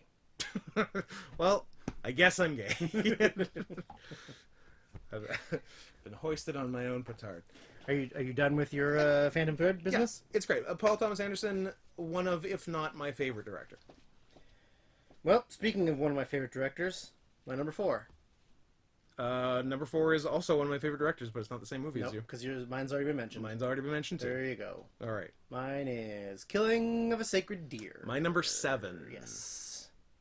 Yorgos Lanthimos. Yorgos can't miss. Yorgos can't miss. He's excellent. Yeah. He is like functioning on a completely different level than everyone else. Yeah. His brain is weird. Oh yeah. Or he's just Greek. Or he could just be Greek. Yeah. Yeah. I mean, they did used to fuck boys, so I don't know. And it was cool. But he's one of the 2. He's one of the 2. Yeah. He's crazy. Yeah. So what can we say about giving away things in this movie? So Colin Farrell is a surgeon. Now, what's interesting here? What do you think about this comparison? I think Christopher Nolan and Yorgos Lanthimos are the opposite of each other, and here's why. Okay. Christopher Nolan is autistic and tries to make movies with normal people. Yorgos Lanthimos is not autistic, and everyone in his movies is autistic. All the characters. Yeah. All the characters have this like weird, stilted, unnatural dialogue. Yeah, I agree. That works. Don't get me wrong. Yeah, totally works. Yeah. He So yeah, Colin Farrell is a surgeon. Yeah. Who has a family, a wife who is Nicole Kidman, and wife, daughter, son. Then there is this strange boy, teenage boy, similar to his daughter's age, who is sort of like trying to get involved more in Colin Farrell's he's trying to like personal life, insinuate himself into Farrell's life, kind of like a "Hey, adopt me" kind of thing. Kind of, yeah. Because his dad is dead. Yes, his dad is dead, and he becomes like more intrusive into their lives. Yeah, you can't really tell a lot. I mean, do we say the shit that sets stuff off, or do we not? Is the question. No, because like that's not really a spoiler. That's just kind of what gets everything going. So basically, it turns out that Farrell was the doctor, was the surgeon operating on the boy's father after a car accident or something. Yeah, an accident. Yeah, and the father ends up dying. Yeah, but Colin Farrell doesn't take responsibility for it. He blames the anesthesiologist. Yeah, because anesthesiologists often, in his opinion, kill people. Yeah, and surgeons don't. Right. Because surgeons never make mistakes, but anesthesiologists make mistakes. Yeah. So the Even boy, if the surgeon is drinking. yes, the boy. So the boy is trying to get. Here's the long and the short of it. The boy's magic. Yeah, magic or like. Or has a very strong power of has suggestion. Evil powers or something. Because boy basically says he wants revenge. You have to kill a member of your family to make this even. Yeah. And if you don't... You killed my family. Yeah. So now you have to kill your own family. You killed my accountant. Now you must be my accountant. It's the law. It is the law. Yeah, it's Sarah Finowitz's law. Yes. And if you don't kill a member of your family, I'm going to do weird magic evil shit to all of them. Basically. Yeah. He's essentially like turning them into whatever. It's he's essentially using his powers to make it so like they are regressing from being humans into like essentially like incapable vegetables. Pretty much. Until Colin Farrell kills one of them. Yeah. So he's saying like this is going to get worse for all of them unless you pick kill one of them. Yeah. And then that's as far as we'll tell you. That's as much as you get plot wise. But yeah, I mean Yorgos like does incredible, crazy weird things. It's so he has so many interesting shot choices. Yes, like the way he uses space. Yeah, that's space a big thing. Is a really big thing. Even like one of the movie posters is that shot of like the room with like the incredibly high ceiling. Yeah, yeah. This was the one that I was saying too of the like song in the trailer. Oh, so because it's the daughter singing "Burn the Pages" by Sia. And she's standing under the tree. Well, she sings in the movie. Yeah. But that was the trailer. Was her singing over the whole trailer, and that was one of those where I was like, "Oh, this is really rad." Number one, I love Sia. Yep. And number two, it was creepy as fuck. So absolutely, yeah, we're perfectly 2 for 2. Yeah. So what is your number 4? My number 4 was, my understanding, a tough cut for you. Where are you dancing off to? Is getting dark. Illumination! Could not read our list. I am Jesus. Happy End. Jesus is gay. Okay. Yeah, that was a very hard cut for me. Yeah. I like it a lot. Yeah, I had to keep it in. I hadn't seen it in a little while. I, like, reread the plot synopsis. I'm like, oh, yeah, this is so fucking good. Yeah. that really helped for this. I am still I'm a little surprised it ended up as high as it did, but I'm like, no, I think it's better than that. I think it's better than that. I think it's better than that. And I think it's better than Get Out. And I think it's better than Get Out. Yeah, like Haneke. Talk about even more so than your Villeneuve's and who else did I describe as a meticulous director? Yorgos Lanthimos. Edgar Wright, actually. Oh, Edgar Wright. Even more so, just like every frame of his movies is so perfect. And so exactly what he wants it. I don't know how many takes he does or how long he takes to set up shots, but whatever he does is working. Yeah, absolutely. There's the shout out in this movie to a previous Haneke movie is so like weird, unexpected, and clever, and also just sort of like out of nowhere. Like nothing in the rest of the movie has hinted at anything. No, just this offhanded comment. P.S. I might be this character. Yeah, like crazy from another movie. Crazy. Which is wild. Like when it happens, like, wait, was that was that real? It was like sort of like in I mean, it's a dumb reference to make, but have you seen like in the interview when he's interviewing Eminem and Eminem just casually drops that he's gay and then keeps talking and just goes like, wait, what? And then they cut to like the control room and they're like, wait a minute, did he just say that? Like that's what it is. It's like, wait, hold on, what? Did he just admit to something? I maintain that the interview wasn't released not because they were scared of North Korea, but because James Franco's performance was so terrible. James Franco was not a good actor. He was bad. His brother's better, right? Dave's better than James. I don't think either of them are good. But, no. I mean, if you had to choose, I guess you go Dave. I mean, Dave was on the good season of Scrubs. Dave's also married to Alison Brie, so it's not a bad. James Franco is also a pedophile. I mean, what's a pedophile? I mean, a man who tries to have sex with underage girls, and sometimes I guess does. Then yes. But James Franco was also in that funny storyline on 30 Rock. Yes. Where he married Jenna, or he was dating Jenna because he was in love with that pillow, that body pillow. Yeah. That was pretty good. Yeah, Jenna was his beard for his body pillow. Yeah, that was pretty good. I like that. Maybe his best work.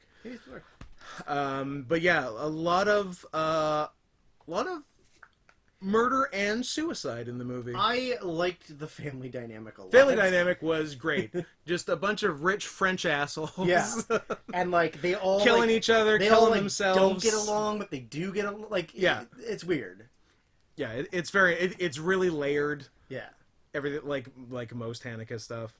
But yeah, if you're a fan of an interesting original story and amazing directing, then yeah, might I recommend Happy End. Now you've made me regret not putting it on my list, so let's go back and delete what we recorded. Oh and then boy, I'll put it as my number or something. I'm not starting again. If this stops, that's it. They don't get to know 1, 2, and 3. All right. Has your 3 been mentioned? No. Oh, mine hasn't either. My 3 and 2 have not been mentioned. Neither of mine. If we switch them, I'm going to commit genocide. If we switch them, I'm going to... Everybody dies. Armenian genocide? I'm doing the first real Armenian genocide, because I don't recognize the old one. Nothing happened. It was fine. Lunch was served. My number 3. Don't fuck me on this. I don't...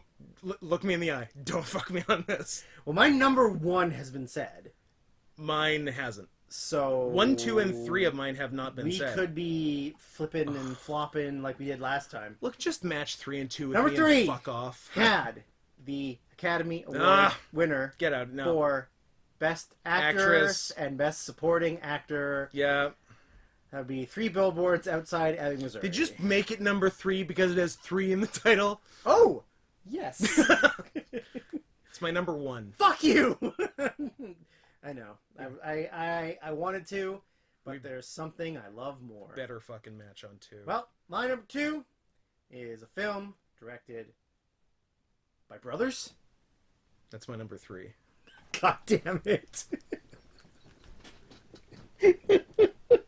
Hey, at least you got one kiss. So you don't have my number 2 anywhere. I don't know. Did I forget to put your number 2 down? Maybe you don't like it. I don't know. Okay, so that means your number 3 is my number 2. My number 3 is Good Time, which is your number 2. Which is my number 2. Yeah. Directed by the Safdie brothers, who one of them plays a retard. Oh, and Robert Pattinson doesn't get to use his real accent. I think he did others before this, but this is really the first movie where you're like, oh, I think Robert Pattinson might be awesome. Yes. Yeah. Like he's been in other... Lost City of Z. Lost City of Z was a year before this. Whatever. Yeah, it is Z. Lost City of Z. Yeah.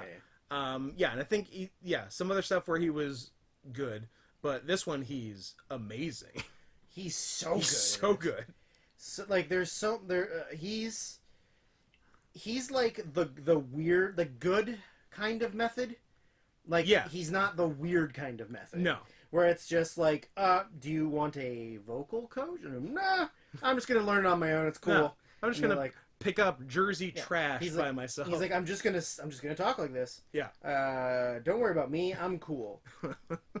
But yeah, I mean, it's like raw, like very raw. So raw, and I love. I'd say they did it more in this than Uncut Gems, but they still did it in Uncut Gems. Tons of tight shots where it's very claustrophobic. Yeah, and that's a good idea, especially because the film is so panicked. Well, the character is just so, and making everything like really tight and really like poorly lit. Yeah, but like on purpose poorly lit, not just like poor budget. Yeah. But also kind of poor budget. But like, everything in the house, like that when you go to the house, the girl, Yep. and then being in the amusement park and stuff, and then they drug the I'm the captain now guy. Yeah. And Poor Barkhead. But just a bottle full of LSD. Bottle full of LSD. But it is frantic. Like, it is Frantic is the word. Like, frantic, tick, tick, tick, tick, tick, tock. Between this and Uncut Gems, the Safdies are the kings of movies where shit keeps going wrong. There's no downtime. Just like wrong, like this went bad. Let's try this. No, it's worse. It's worse. It's worse. It's worse. Yeah. It never gets There's better. no rest for the wicked at all. Like, it is non-stop insanity. Yeah. That's crazy.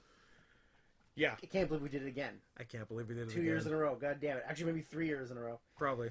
All right. Well, I guess my 3 is your 1.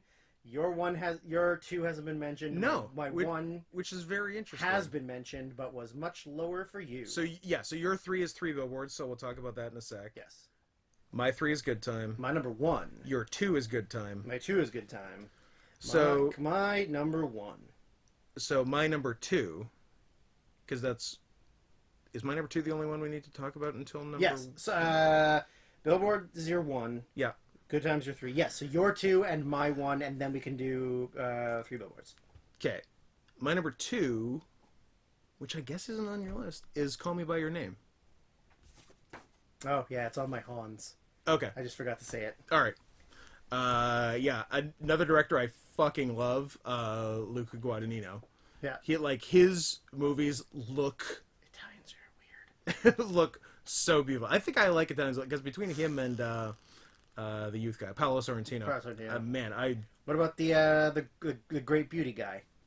Paolo Sorrentino. Yeah, that's one. Oh, okay. Yeah. The guy I said. Yeah. Yeah, like he Guadagnino just makes dinner look so good. Sure. And by dinner, you mean that peach? I think that was dessert. Oh, that's dessert. Yeah. That scene made me want to throw up. I think that's an important scene in cinema history. I think this movie has one of the best end of movie monologues I can remember. Actually, back-to-back years, 2 fantastic dad monologues. Michael Stuhlbarg in this. By the way, Michael Stuhlbarg doesn't get enough play. He does not. He's awesome. He really does Everything not. he's in, he's very, great. Very good. Yeah, he's very but good. he doesn't get like a lot of major roles. Yeah, it's because he's ugly. But yeah, Michael Stuhlbarg in this, and Josh Hamilton as the dad in 8th grade the next year, which is another great dad speech. And it's so touching and so nice, and Timothée Chalamet and Armie Hammer, 2 objectively hot people, fuck. One of them is underage. That's pretty cool. They both try fucking women and don't like it as much. Yeah. But it's a really interesting story how it plays out, and it's really just a character study between mainly Chalamet, but also you get obviously some of Armie Hammer's character in it, and as far as best looking movies, like I thought this and Blade Runner were the 2 best looking movies of the year, just in terms of all the beautiful shot choices, really. Mm-hmm. So yeah, do you have any bits and pieces on it? I liked it. I liked it. I didn't hate it. Didn't like the cum in the peach. You know what? Coming in the peach was fine. Eating the cum? It was Armie Hammer being gross afterwards that I did not like. I'm fine with things going directly in this area. I don't like things after the fact of like, oh, I want that. You're a fresh cum guy. Yes, that's right. I'm a hot loads, not a room temperature loads. Hot loads. You know what? Totally fair. I want them heated from the ball sack, not resting on a peach. No, I thought it was good. Like, I did enjoy it. I just I don't know, I didn't like it as much as you, apparently. That's right, yeah. And then I also forgot to mention it, even though I wrote it down. I bet you I miss other stuff. Yeah, the fact you never mentioned it, I'm like, well, it must be on your list. And then when we were getting down to like top 4, I'm like, oh, we got a good chance of matching.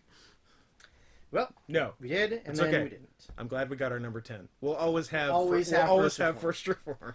My number 1 is our boy, Andrei Zivganitsev.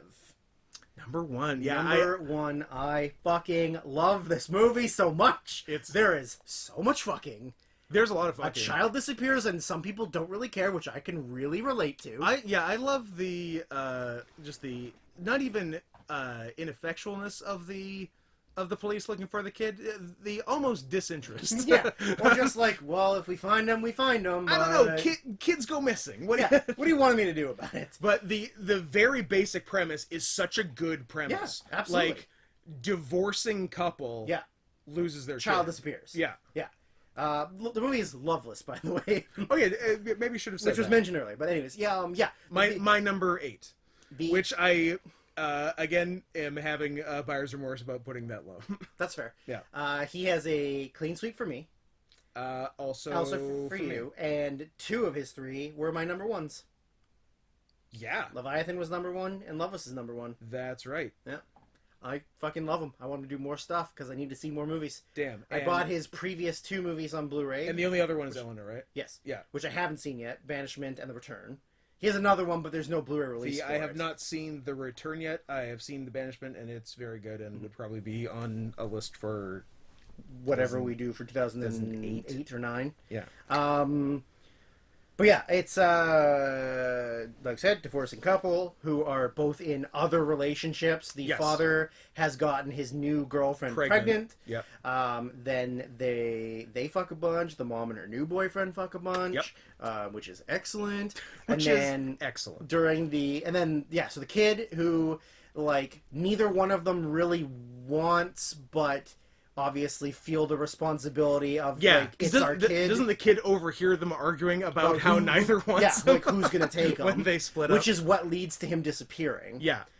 Maybe. Oh, yeah. Or he just got fucking abducted and murdered. Or he got fucking, yeah, whatever. But, like, that's the moment where you don't see him again. Yes. Is the argument of them. Yeah. This may come as a shock to you guys listening. This Russian movie by Andrei Zivganitsev, you might describe as bleak, which I know is a departure for him and for Russia after the laugh riot that was Leviathan and Elena. But yeah. So don't be too shocked by the drastic tone shift in this one. So yeah, it's a real, like, you know, that I think it's kind of more. The dad cares about the kid more a little bit more at the beginning, and the mom is very like, he's your fucking son, like, you take him, like, fuck him.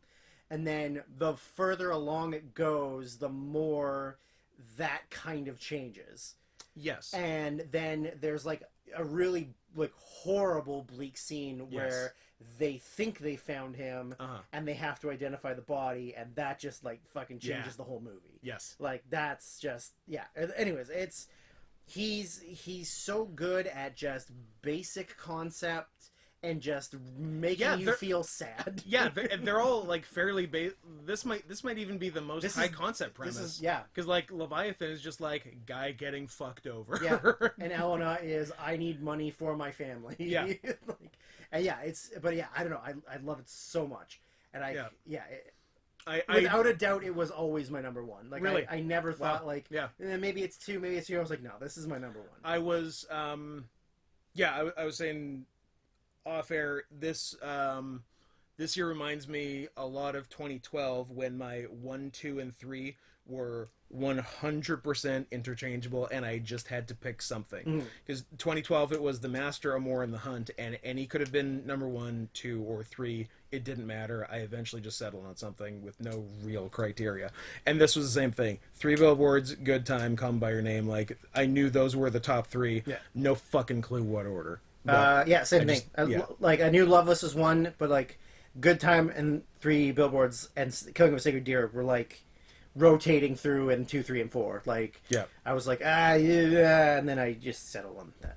Anyways, so so Your number one. My number one, your my number three. three. Again, 2 years in a row we did that, except for your 3 was my 1 and my 3 was your 1. Yeah. But... 3 billboards outside Ebbing, Missouri. I'll be damned before I recognize Missouri as a state. Am I pronouncing that correctly? Missouri. Missouri. I think that's how some people pronounce it, don't they? It is. Don't know why. Ends in an I, guys. Look it up. I don't know. A bunch of goddamn powerhouse acting performances. Yeah. Francis rocks, Francis rocks, Rockwell rocks, Woody Woody rocks. rocks, all the Dudes hits. rock. Dudes rock. Francis, honorary dude in this. In this You know scenario. what? I'll give her it. She's earned it. The second floor fight scene. Yeah. I love. Yeah. Absolutely. And escalates more than you'd think for this kind of movie. Yeah, definitely. Yeah, Rockwell's so good, and like Rockwell's like character arc for the whole movie is pretty great. Yeah. And it seems like a movie that is based on a true story. It seems like that kind of thing, but it's, as far as I know, not just the original. I think it's just the original thing by McDonough. Mark McDonough, yeah. Who did In Bruges, which is one of my favorite movies, and Seven Psychopaths. Seven Psychopaths, which is good, and the new one he's doing that comes out maybe it's supposed to be this year, but it's next year, has Gleason and Farrell in it again. Ooh. And it's 2 friends in some small like Irish town who one of them doesn't want to be friends anymore. And that's just the premise of the movie. I'm on board I'm for on board with that. Yep. Yeah, I think this is McDonough's best. Do you like this better than In Bruges? Oh, I think so. Yeah. I think so. I mean, I still think In Bruges would be like top 3 on a list. 2008. Yeah. But like I think it's. But the fact it's this high in 2017, the hardest goddamn year in the world, is pretty impressive. This was the one that I also argue would have a better score.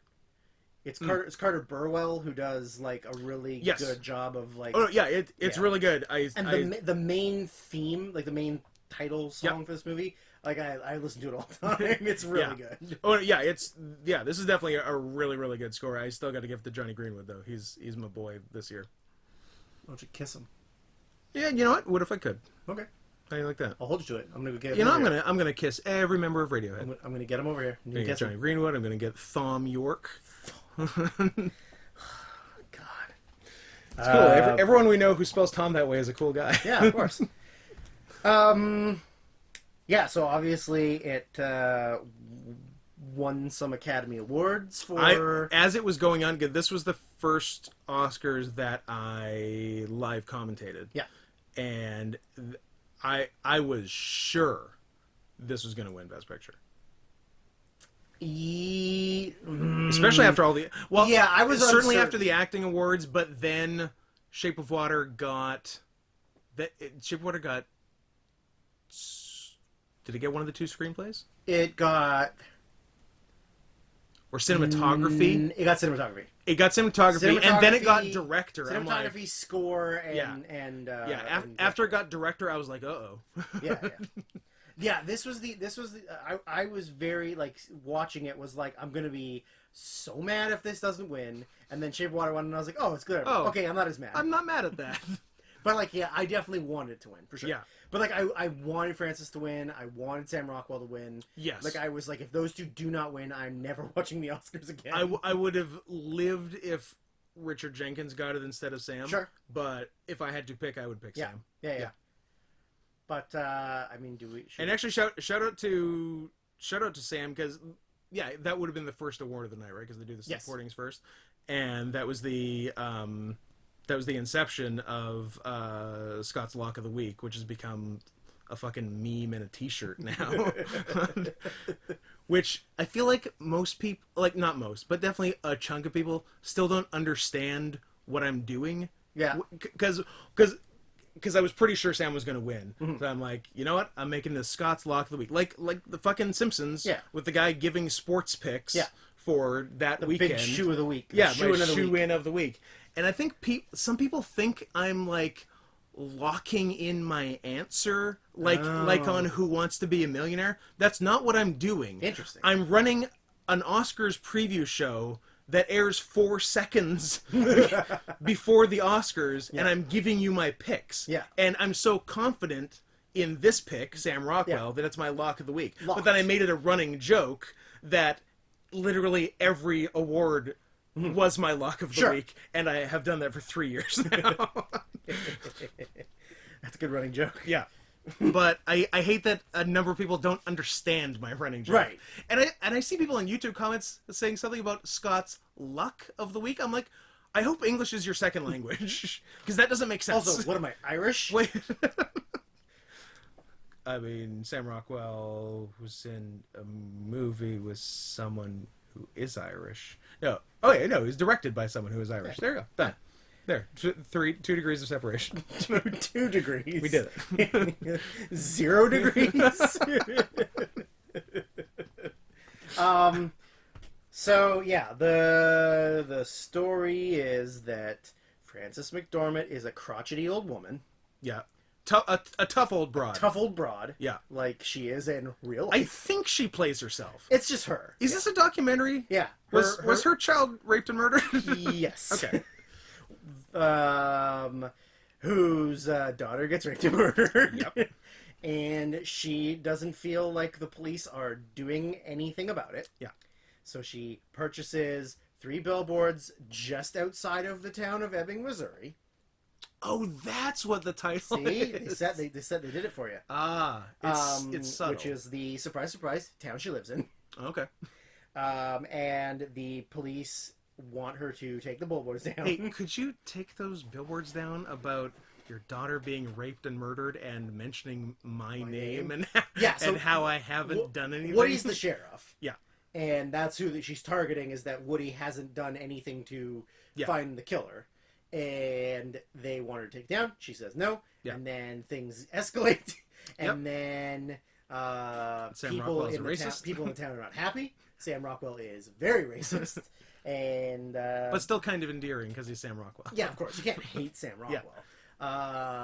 And then there is like, a lot of questionable bad things start happening, where now it's sort of like whodunit, and then I think that's all you get. That's all you get. Yeah. So, there's one very tense scene. There's one very tense scene. There's also some very funny scenes. Yes. Yeah, it's a good mixture of like... Which McDonough's very good at. Yeah, I mean, In Bruges is all about comedy. Almost all his movies have some quite good comedy, even though they probably all be classified as dramas. Yeah. To a degree. Yeah. Maybe Seven Psychopaths is a comedy. I don't know, but it's leaning towards being a comedy. They're all on the line. But yeah. But wow, that is disappointing that we got. I mean, one's better than none. 2016 we had 0. I'm glad. And 15, I think. Maybe 14. Was 15? 13 was a kiss party. 13 was a super kiss party. Yeah. 14 we might have had one. I don't think we had any from 15, 16. Yeah, I don't think we did. Well, 1 is better than none. It's the loneliest number that you'll ever see. 1 is the loneliest number that you'll ever fuck. You don't think so? I guess. Wow, this one, I think, surprisingly... It's still pretty long, I think. It's like about 3 hours, but I figured it would be the... So we might break the streak of each one longer than the last? I don't think our fans care if we go shorter. I feel like the people that are listening... They're going to listen. So... Now it's time to test the limits of that. Yeah, now we got to see if we can do a 5... Well, how long will you live? The best of the decade is going to be 5 hours. Yeah. That one's going to be interesting. Let's do what we haven't done in a while, which is just very quickly just run your whole list for quick reference if people want that. Did we do that? So we did it once or twice like before, 2010. But I don't know, it's probably worth doing. So my 10 to 1 in ascending order for me. First Reformed, One Cut of the Dead, Loveless, The Killing of a Sacred Deer, Blade Runner 2049, Phantom Thread, Happy End, Good Time, Call Me By Your Name, 3 Billboards Outside Ebbing, Missouri. And you. Mine from 10 to 1 is First Reformed, A Fantastic Woman, The Big Sick, Shape of Water, Dunkirk, Get Out, Killing of a Sacred Deer, 3 Billboards Outside Ebbing, Missouri, Good Time, and Loveless. And that is the end of 2017, which we thought would be the hardest, and it was. It kind of was. I think in terms of like a high-end quality, 27's pretty 27. You know, 27. just the first and last numbers of the whole number. Yeah. 2017, I think, is tough to beat for the decade. Big shout out to friend of the show and friend in real life, Drew Wayne, cool dude, Pickle Cool. Jones, good guy. Good guy. That's it. See ya.